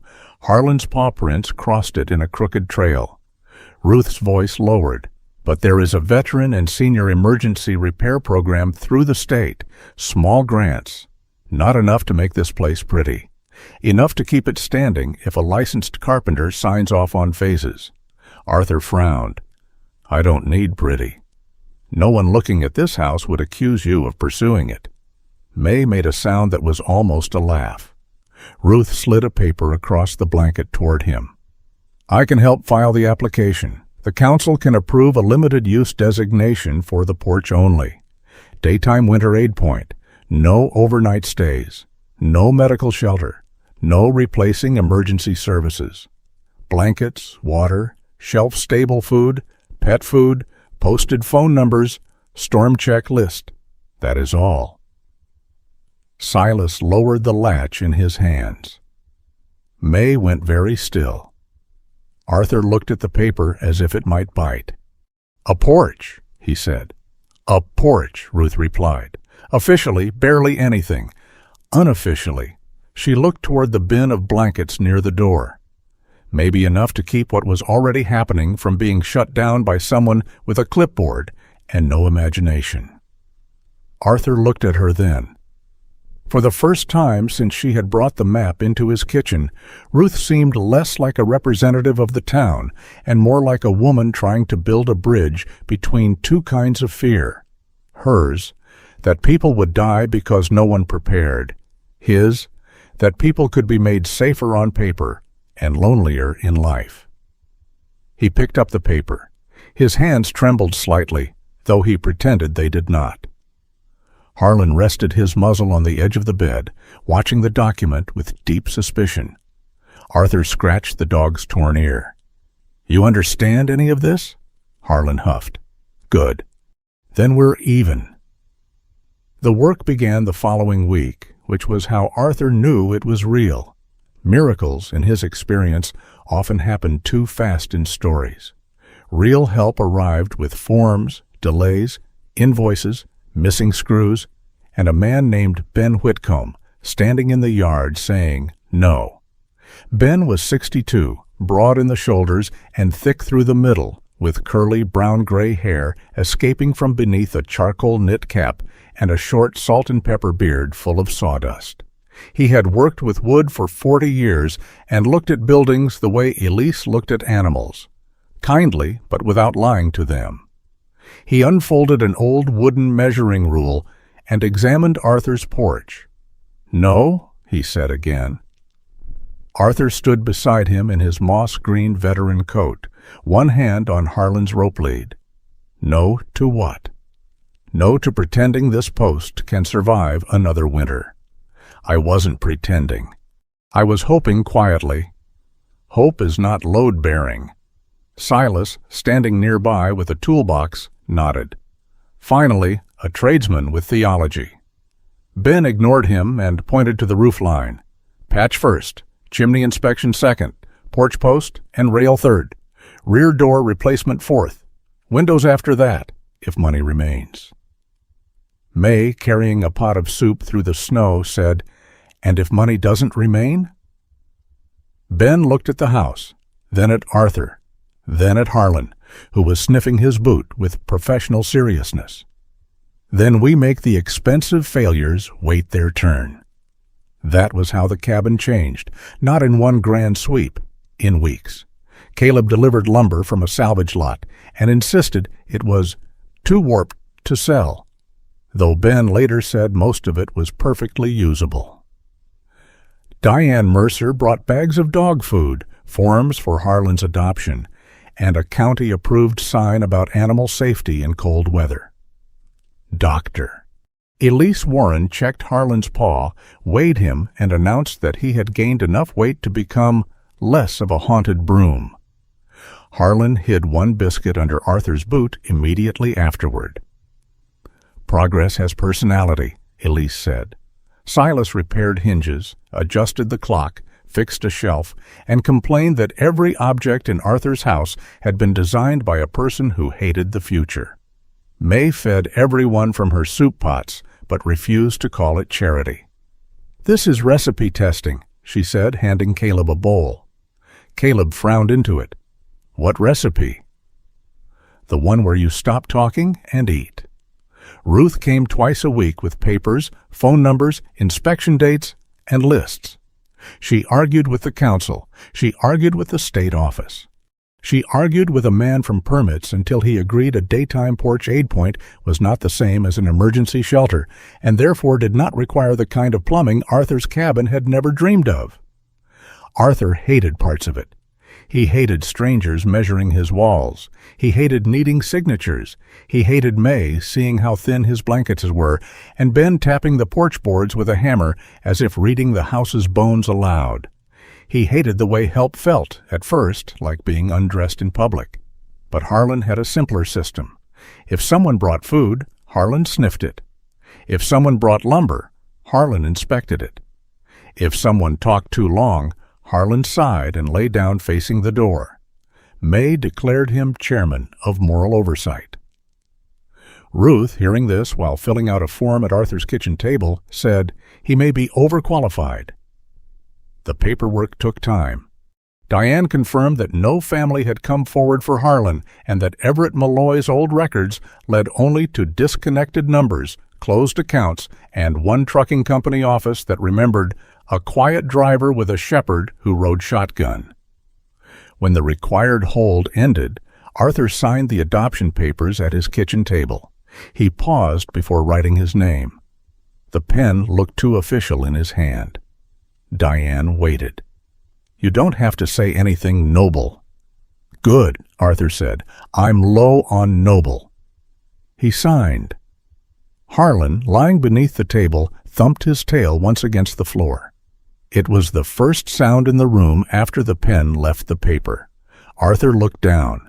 The dog closed his eyes, as if the matter had been obvious to everyone but the humans. Winter loosened its grip by small degrees, though snow still fell often enough to remind the town who owned the season. The porch became sturdy before it became useful. Ben replaced the failing post. Caleb helped brace the rail. Silas installed a little shelf under the front window and a hook for a lantern. May brought a wooden crate and painted it deep red, though she denied any artistic intention. "I spilled paint nearby and made decisions," she said. Ruth provided laminated cards with emergency numbers, storm shelter information, and a list for wellness checks after hard freezes. Diane added a small bin for pet food and spare leashes. Elise left instructions for warming cold animals slowly and feeding starving ones carefully, because kindness without knowledge could still do harm. Arthur added the old plastic bin of blankets. Then he added something else. From a scrapboard Ben had trimmed off the porch rail, Arthur made a sign. His hands were not as steady as they had once been, and the letters came out a little uneven. Silas complained about the spacing. May threatened him with a ladle. Harlan watched all three of them with the exhausted patience of a saint forced to supervise amateurs. When it was finished, Arthur held the sign up beneath the porch light. Warmth given, no questions asked. May read it and became suspiciously interested in the soup pot. Ruth looked down at her folder. Silas cleared his throat. "Letters are crooked," Arthur nodded. "So is the man who made them." "They'll do." From Silas, that was a blessing. The Callahan winter porch did not become famous. It did not need to. A truck driver left with a pair of gloves one morning and pretended he had only stopped to ask directions. A woman who lived alone on Birch Street added her name to the storm check list, then scratched it out, then wrote it again smaller. Someone left cans of soup in the crate at midnight. Someone else took them before dawn. A man from the road crew filled Harlan's water bowl and told no one. Harlan became the porch's gatekeeper. He still did not like strangers rushing forward. He still placed himself between Arthur and sudden movements. On sleet mornings, he still tucked a biscuit under the blanket bin, saving tomorrow from a world that might forget.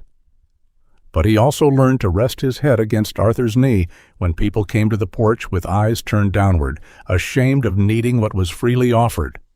Arthur did not heal completely. That would have been disrespectful to the truth. His back still hurt. Some nights he woke with his chest tight and the old dream of ice and voices under wind. He still snapped at May once when she brought too much food and apologized badly the next day by fixing the loose handle on her stall. He still worried about dog food, heating oil, and whether spring would bring mud through the repaired porch boards. But every morning he had reasons. Water for Harlan. Stove checked. Porch bin straightened. Names reviewed. Food counted. Lantern tested. A man could live a long while on reasons if they were humble enough to fit in his hands. One bright winter morning, snow fell without malice. It came softly through a pale sun, each flake glittering as it crossed the air. Frosthaven Crossing looked washed and gentle, the church bell ringing from the hill, the market light still glowing, though morning had already arrived. The repaired porch stood firm beneath Arthur's boots. Not beautiful, not new, strong enough. Harlan sat beside him, healthier now, thicker through the chest, his black and tan coat brushed clean, but still carrying the rugged shape of survival. His torn left ear leaned into the wind, like a flag that had refused surrender. Arthur placed a small bowl of food beneath the porch bench. May, coming up the road with a covered pot, called, "Expecting company?" Arthur straightened slowly. Always possible.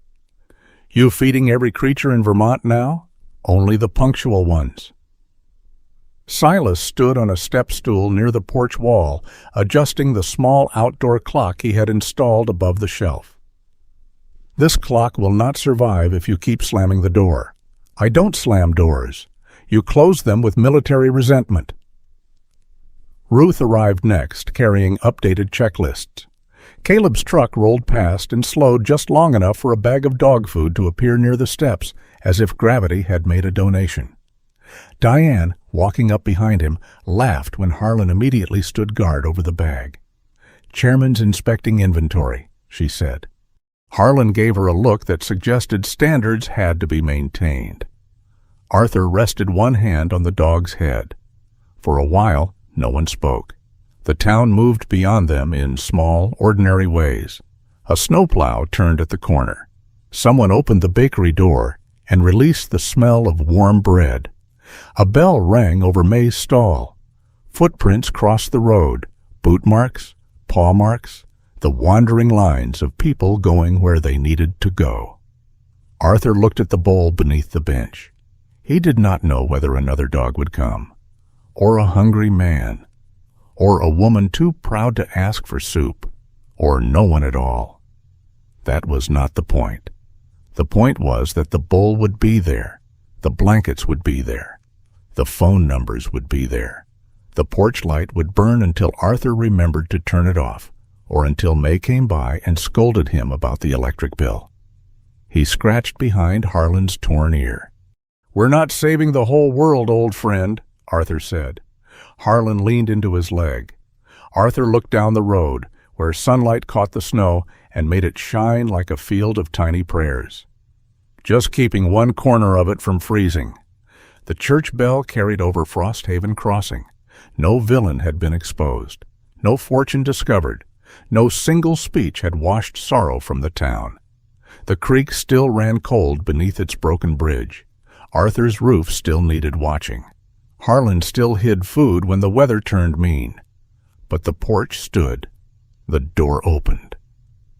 And in a small Vermont town where winter had once taught people to hurry past discomfort, a little wooden sign now offered warmth without requiring a story in return. That was enough. Sometimes enough was the holiest word a tired heart could learn. Arthur and de Harlan remind us that kindness does not always arrive as a grand rescue. Sometimes it is a bowl left beneath a porch, a hand that does not force trust, or a light kept on for someone too proud to knock. In our own lives, we may not be able to fix every storm, but we can keep one small corner of the world from freezing. We can notice the lonely, protect the fragile, and offer warmth without asking people to explain their pain first. Maybe grace often begins that quietly. If this story touched your heart, share your thoughts in the comments. Tell us who has been a warm porch in your life, or who you hope to become one for. And if you want more stories of loyalty, faith, second chances, and quiet miracles, please subscribe to the channel. May God give you peace for what you have lost, strength for what you still carry, and a gentle light to guide you home.